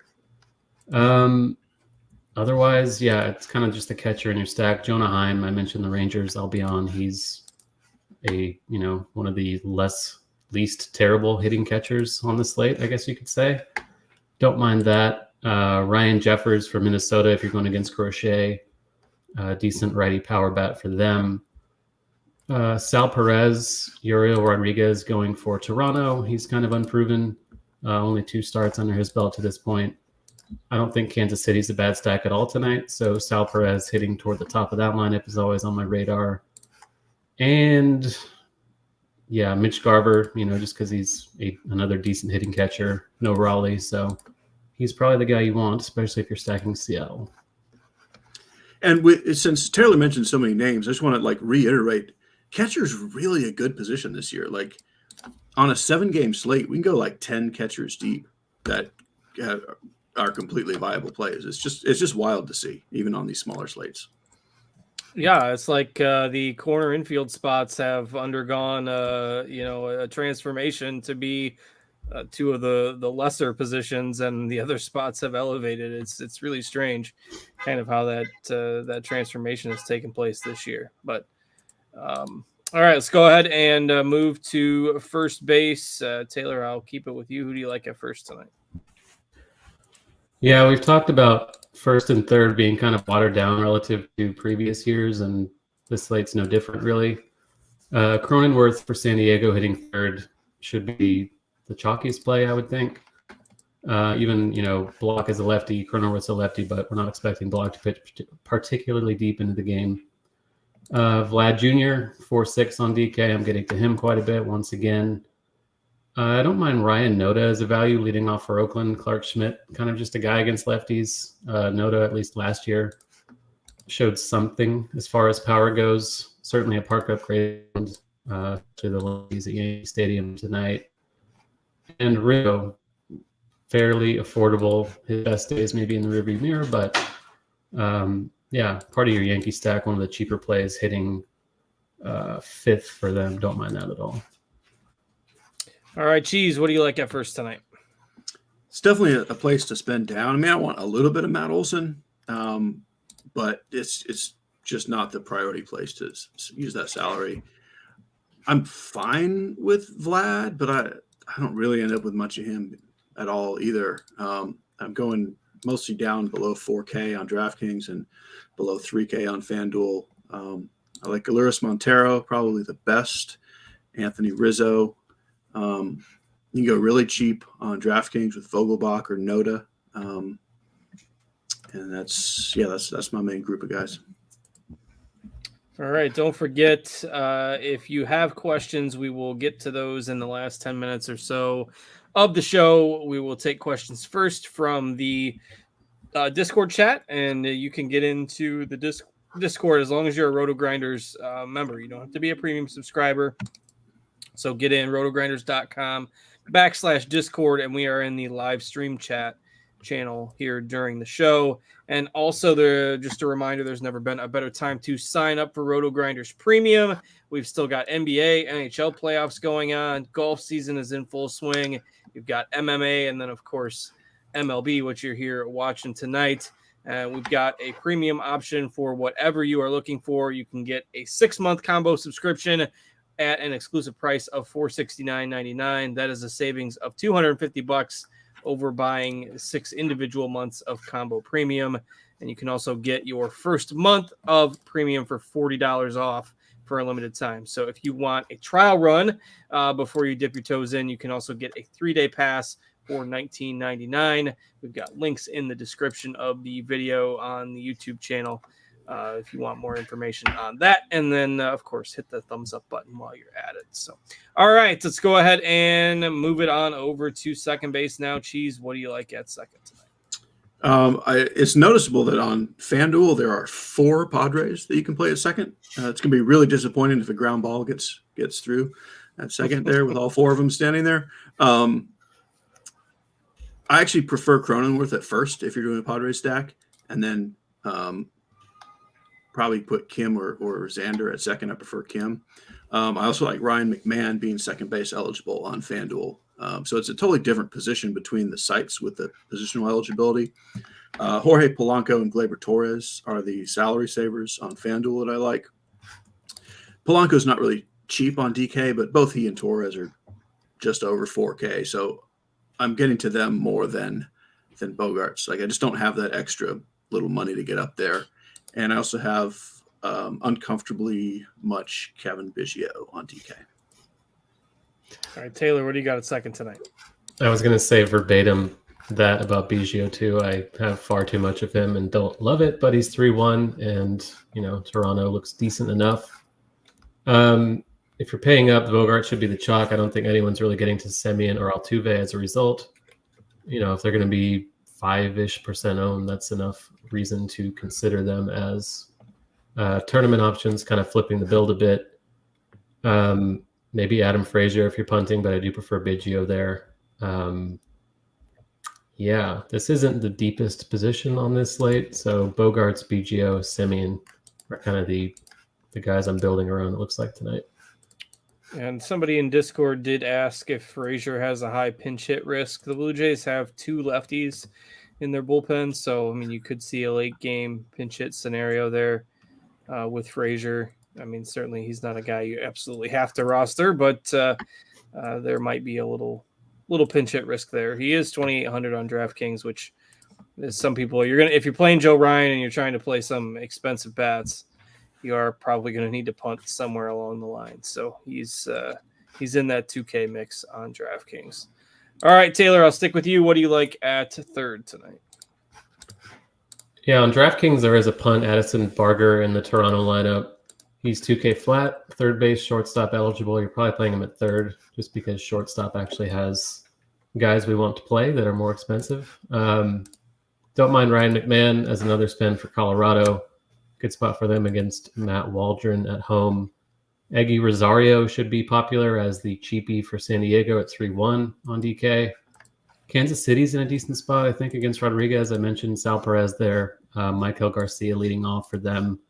Shown pretty good power so far this season. I think he's a solid option.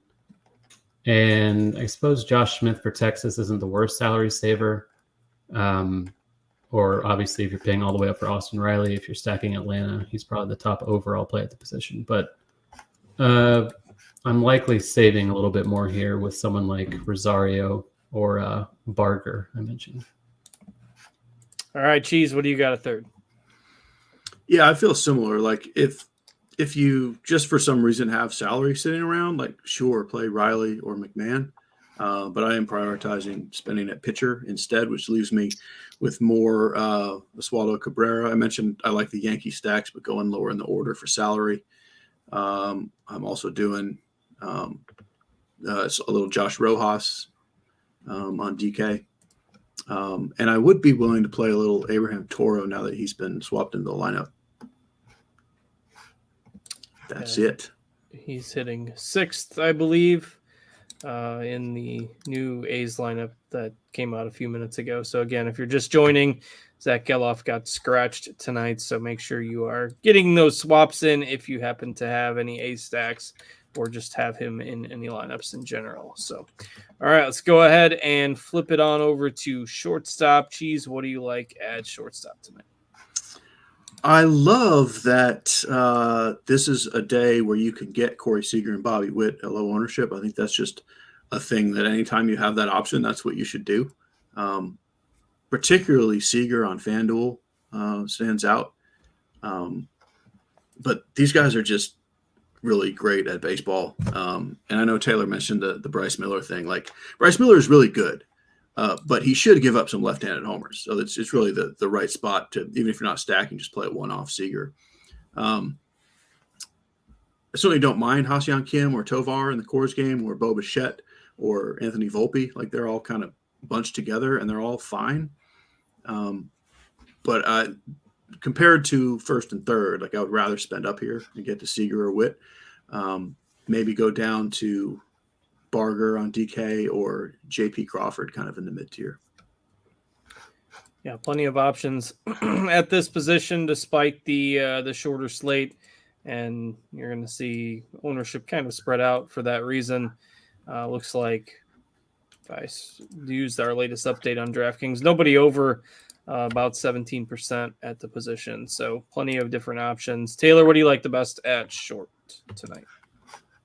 Yeah, I agree on Seager especially. He's certainly your top target if you are stacking Texas against Miller. Witt, for the same reason, not going to be very popular against Rodriguez for Kansas City. JP Crawford leading off for Seattle. Lefties against John Gray are the preference historically, so he's a pretty decent value hitting at the top of that lineup. Otherwise, I think he nailed all the main guys. There's not a lot of cheap stuff that you love beyond Barger, but love is a strong word for Addison Barger, a guy that I first heard of 30 minutes ago. So could probably move right along. Just love at first sight, really.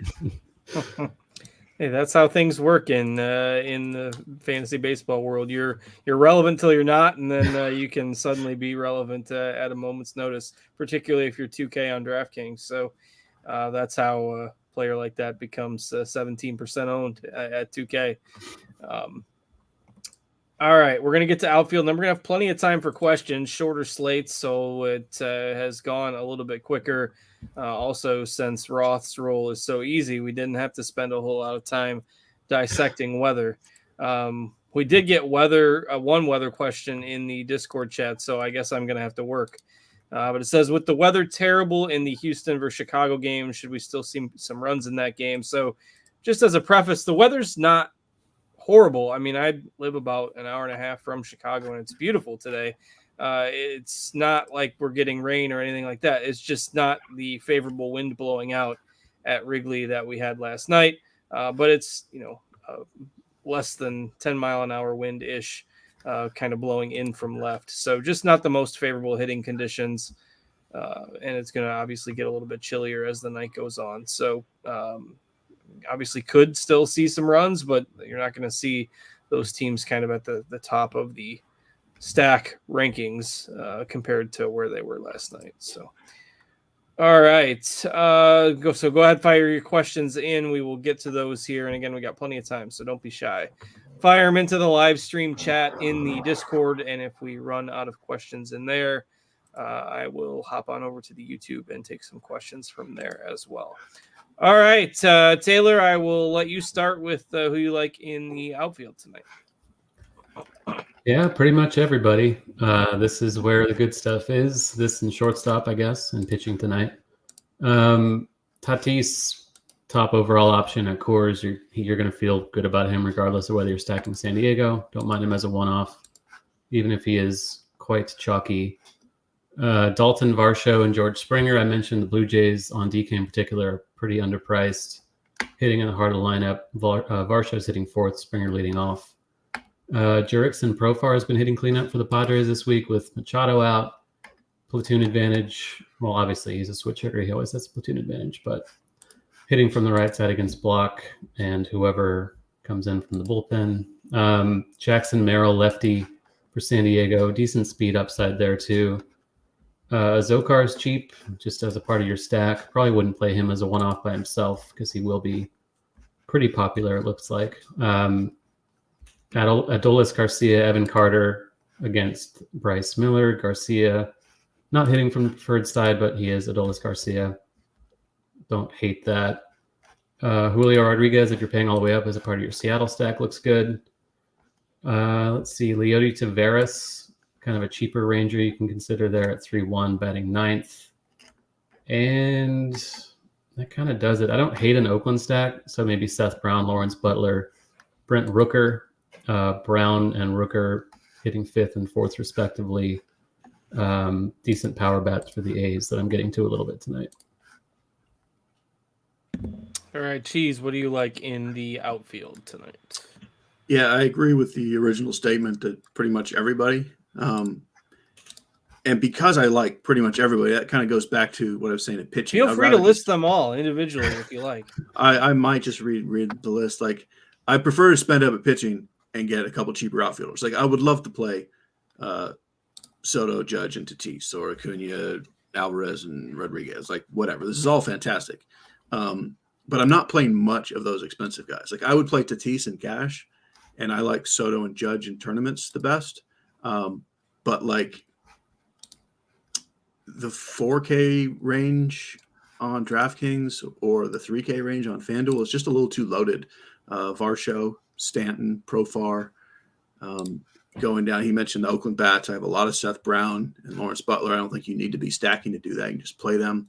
We got Jake Cave is back in our lives. Coors for 2,800. Alex Verdugo, Luke Raley. I really just like the cheap outfielder. I mean, I love the expensive outfielders. But in order to get Ryan plus a good SP2, I'm playing usually 2 cheap outfielders. All right. So we are through all the positions here. We still got just a little less than 20 minutes left until lock. So get those questions in. If you played the early slate this afternoon, those games are pretty much winding down. If anybody is sweating those, the last game is in the 9th inning right now. The Orioles are leading the Angels 6-4. Mike Trout, another home run in that game. The Mets just beat the Giants 8-2, 2 home runs from Francisco Lindor. So he was officially the guy you probably needed to have on the early slate. Or Gunnar Henderson both went nuts because shortstop. It's all about shortstop every slate. It's nuts. Yeah, Gunnar Henderson with home run as well. Pull that up. He's not going to be too far away from Lindor in terms of fantasy points. So one of those two guys definitely mandatory at shortstop this afternoon. There was not as much offense in the Arizona St. Louis game. So that was probably not the place to get your bats from on that slate. But who won that? But who won that game? I mean, the Cardinals did 5-1. That's probably really their biggest, what it's all about. Their biggest offensive output of the season, and their first win in the final game of a series of the season. So things are, as I mentioned at the top, looking up for sure for a while. All right. We do not have a lot of questions. I made fun of Roth for his job being too easy, but now this is going to test my ability to draw the show out until lock. So we'll see if we can get there. MT Red Sox patiently waiting did ask a question a bit ago about can you play Marsh against the gutless Jays. We did not discuss Marsh a whole lot, so I'll let you both give a thought. Cheese, any interest in Marsh tonight? I have 0.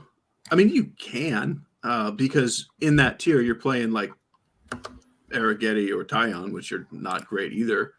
I don't know why you really would, but he's realistically about the same play as those guys in the Wrigley game. All right, Taylor, you got any interest in Marsh tonight? No, I don't have any of him. Like Cheese said, you certainly can, but I do not plan to get to Alec Marsh tonight just because I'm on the Toronto side of that, unfortunately. Yeah, I mean, and that can be, of course, we know that leverage is Cheese's favorite term. And you do have, I think if our global ownership on Toronto is about the same as the global ownership on the Padres. Wait, pause. Is that a real term? Did you just make that up? Global ownership? I like it. I don't know what you're talking about, but I'm a fan. It includes the ownership of people who are playing in the UK and all those globally, yes, global, internationally, interstellar. If you take all the individual ownership percentages projected for the Blue Jays and add them up for fun, you will get about the same total of ownership as the Padres bats in total. Largely because the Blue Jays are accessible from a salary perspective, and depending on your viewpoint, maybe they're not very good, maybe they're gutless like the Padres. Who knows? But that if you're interested in that conversation of hey, the Blue Jays are going to be popular, so I'm going to play some Marsh.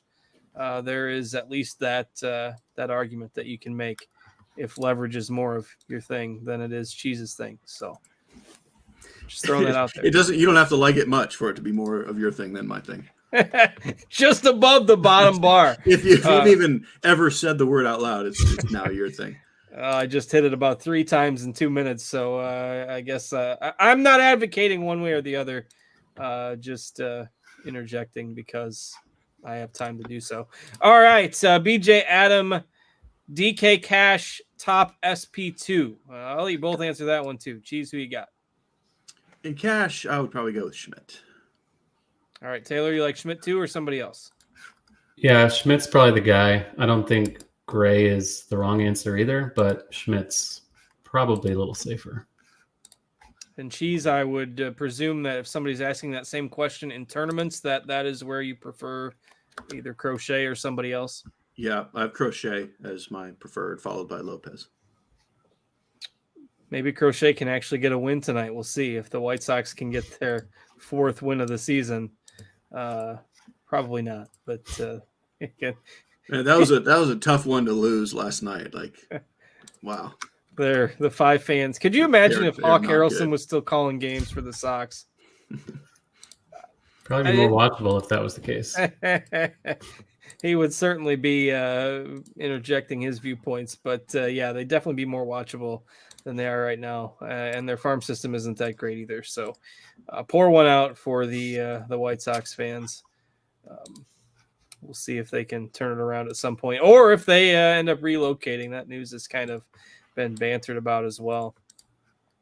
All right, Amateur Hours asking. Let's see, DK single entry GPPs. Taylor, I'll throw this one to you. Do you prefer Rizzo with Barger or Rayleigh with Clement? He is stacking Toronto with Soto as a one-off. I think Rizzo Barger sounds a little bit better. Ernie Clement, not really a huge priority for me, although I am getting to him, unfortunately. But yeah, Rizzo is where I'd go with that one. It's that salary thing. See, Ernie Clement, so accessible at $2,800 on DraftKings. Yeah. Don't think individually, though. Well, people will be playing him globally tonight. All over. That's the first time you've ever heard anyone use global ownership as a thing? Seriously? Maybe in person. Like, while I was on a show just sitting there and someone just said it and I just had to like, wait, what? I like it. No, I've heard the term. I just okay. All right. Well, I just thought maybe I was on an island. I don't know. All right, got a few more questions coming in here as well. ASAP Chargers, thoughts on the Houston pitcher that's Arrighetti and a pinch hit risk on the Padres, which, Cheese, I believe you addressed that in your article today. Yeah, so, pinch hit wise, most likely either Rosario or Azekar turns into Tyler Wade at some point, but I'm kind of playing it like that's who the lineup is because like they know they're facing mostly righties. So I'm going to lean towards saying everybody just plays, but theoretically I'll say Azekar 1 and Rosario 2. Those are your risks. And then, yeah, like Arrighetti, he's the one cheap pitcher that you can play. And I mean, he's not going to be popular, but because he's 6,500, people are going to play him. And I think he's fine because of the weather, but I much prefer just spending up at SP2. Yeah, weather. And if you just catching up on the news for the day, the Cubs put Cody Bellinger on the injured list with a fractured rib with his collision with the outfield wall, which is not fun at Wrigley Field last night. So that takes care of that. All right. Juice 15 with a 2v2 FanDuel small field GPP. Taylor, I'll give this one to you. Gray and Guillorme or Arrighetti and Arcia? I think I'll side with the Gray one. I just feel better about him than I do about Arrighetti. Not dying to get to Guillorme, but Gray kind of tips the scales in the favor of that side for me. All right. Taylor, I'll throw this one to you as well, as I know you do the stacks article quite a bit. FanDuel single entry, your favorite stack. One lineup for all the marbles. Who you got? FanDuel single entry. I'll say Texas. I'm just not going to say the Padres because that seems a bit too obvious. So let's go with the Rangers. All right. I like it. Cheese, D-Dot has a FanDuel single entry question as well. Do you like Joe Ryan with Seth Brown or John Gray with Acuna? So, yeah, that's a perfect example of what I was talking about at the beginning. Like, I'm just prioritizing the pitching tonight, and I like the cheap outfielders. So I'm going Ryan and Brown, but I don't think you're at all wrong to go the other way. That's just my preferences with Ryan and a cheap outfielder. All right. Jay Sams with a FanDuel single entry question as well. Taylor, I'll throw this one to you. Crawford and Rooker as one-offs or Tovar and Brown. Tovar would be part of a three-man stack. Yeah, I like the second one. I think stacking Colorado's intriguing enough. So, yeah, let's go with the second one. I like the Rockies as well. I actually put a Rockies bet over on Scores and Odds tonight. With the theory that Cheese mentioned earlier about not loving a knuckleball in Coors Field. I don't love the Rockies, obviously, but they're like plus 150 tonight, which I can stomach betting them as a dog at plus 150 against the knuckleballer. So we'll see how that goes. All right, MT Red Sox has another question, ironically asking a single entry question with that Texas stack that Taylor just mentioned. Do you like Texas or Colorado better? I like Colorado better, but I think the field also likes Colorado better, which, yeah, I think that's the argument to get to the Rangers at the lower ownership. All right, a QQ for Cheesy Man from Rocky Raccoon. How do you feel about the crotchet rocket? He spelled it like that, so I pronounced it like that. Hey, I can go with that. He's my second favorite pitcher. All right, Crochet certainly fine in any format, or specifically in GPP formats tonight. Maybe not as much in cash. All right, JT Money just catching up. Just got here. Sorry, no problem. But if he has three lineups and wants three different pitchers, which ones would you choose for FanDuel GPPs? So Taylor, three pitchers, three different lineups. Who you like? Ryan, Crochet, and Gray for me.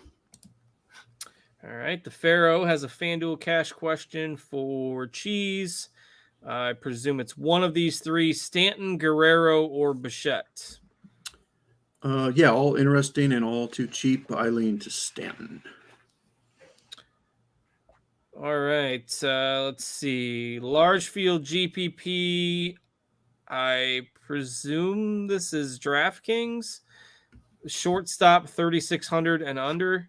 If that's FanDuel, you're going to have to ask again. But Taylor, you got any shortstops at 3,600 or under on DraftKings?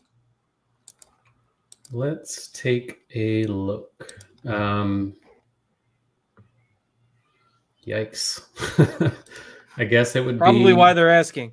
Yeah, I think it's Josh Smith or go all the way down to Barger. There's really nobody else on my radar at all. I guess Ernie Clement, our friend Ernie, is here, but Smith is where I lean if you don't want to go all the way to Barger. Yeah, I would wonder if you can swap something and go up to Crawford. Yeah. Those cheap Blue Jays, though, they just keep coming up, bumping up that global ownership. All right. DK from Ballers does not say a format, so Cheese, you can make with it what you will. Crochet and Gray or Schmidt and Rodriguez. And that's Yariel Rodriguez. Yes. Crochet and Gray. I was trying to see if the salary made sense with that. It didn't to me right away, but I'll take his word for that being the legit question. All right, single entry. I know Cheese mentioned he likes him a little bit. I'm not sure if Taylor gave answer to this one, but Taylor, I'll let you answer this.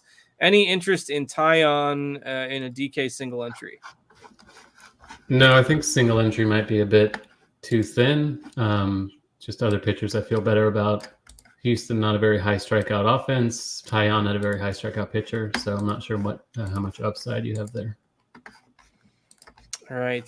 Cheese, FanDuel, GPP question. In a Brave stack, if you can only choose one, would you prioritize Acuna or Olsen tonight? If you can afford Acuna, I would do that.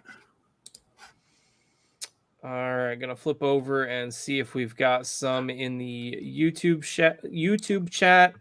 The very first comment I noticed was yes or no to gravy on French fries. Cheese, you got to take on gravy on French fries? That's a no for me. Taylor, you like gravy on French fries?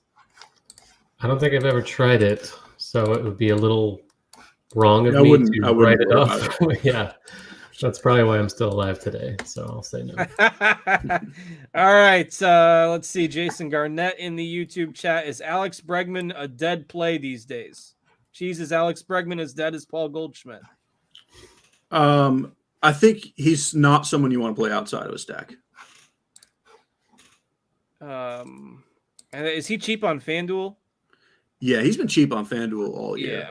Say on DraftKings, I think he's still over 4K. I didn't look at FanDuel salary today. All right, Taylor, DK single entry already has 2 Padres and 4 Blue Jays. Would you play Kim or Bichette at shortstop? He has how many of each team? He has 2 Padres and 4 Blue Jays. So I believe this would make either 3 Padres or 5 Blue Jays with a punt catcher. I would lean Bichette for 5 Toronto bats. I think that's how I interpret that question. All right, we got some people setting NBA lineups as well. Ooh, a 3-way question from John with these older bats. Goldschmidt, Bregman, or Rizzo? Cheese, is Rizzo more dead than Goldschmidt? No, I really think Goldschmidt's going to be okay. Okay, is Rizzo dead as a standalone question? In just the right matchups, no. But more often than not, I think he would be in that Bregman stack only category. Another food question. This one's in the Discord from RC Player. Cheese, thoughts on Superman ice cream, a Michigan staple? I'm not familiar with it. I'm very intrigued. So that's a brand? Like, I'm not sure if it's a brand as much as a combination of flavors. It's like so it's a thing like I've seen it quite a bit here. It's like a rainbow-y color, like a red, yellow, and blue, obviously. It's kind of like a sherbet tasting deal. I'm surprised with your ice cream escapades that Superman ice cream has not come across. Like I would think like that name would jump out at me if I just saw it in the aisle at the grocery store. I'd be like, ooh, Superman ice cream. I'm gonna keep my eye out for it. So I'm trying to discern if there's like a legit set of 3 flavors.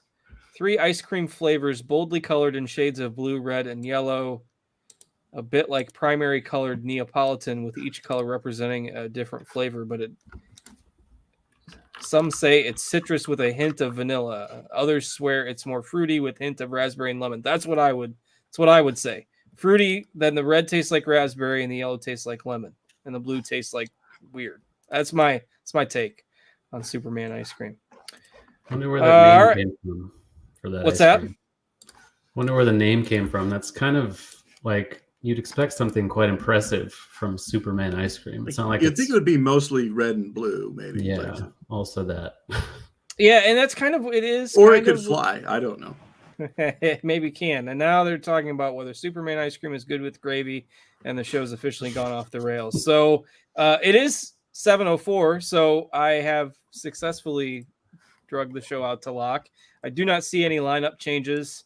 There are no weather issues tonight. If you are playing, you don't have to. If you're just putting in lineups late, you don't have to worry too much about weather. We do only have one game that's locking now, and that's Oakland and the Yankees. The next game doesn't lock for another 15 minutes. And the latest start tonight is 8:40. So it's not going to be a super late DFS sweat tonight. All right. One last question. BJ Adam, DK Cash, Cheese. This will be the last one for tonight. Lowe or Rizzo? Rizzo. He is officially not. That question is going to be irrelevant now because Rizzo's locked. Alas, I was trying to avoid the game that just locked and I didn't. But all right, now everybody's talking about ice cream, and so that's a fitting end to the show with ice cream. So appreciate all of you tuning in. Again, if you are checking us out on the YouTube, be sure to hit that thumbs up button. We appreciate that very much, and we will be back with you tomorrow. I believe a lighter slate tomorrow with the primary slate starting at around lunchtime. So looks like we've got the primary Grinders Live and Crunch Time shows early in the morning for the early slate tomorrow. And looks like Roth will be back as well. So real quick, Justin. Sure, go for it. The Prince in YouTube chat. FanDuel, thoughts on Mendick leading off?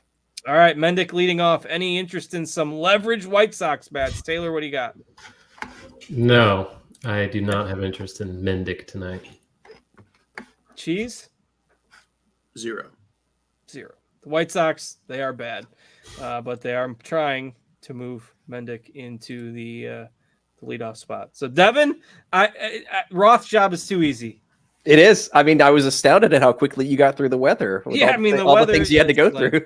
Sometimes he spends 10 minutes, he puts these radar images up on the screen, and I didn't have to do any of that. So, and let's be real, weather doesn't matter in baseball. Come on. Yeah, not at all. Basketball, sometimes, leaky roof, you got to worry about the weather, but baseball, no sweat. But all right, with that, thanks to Devin in the upper left for producing for us. Thanks to Cheese, upper right.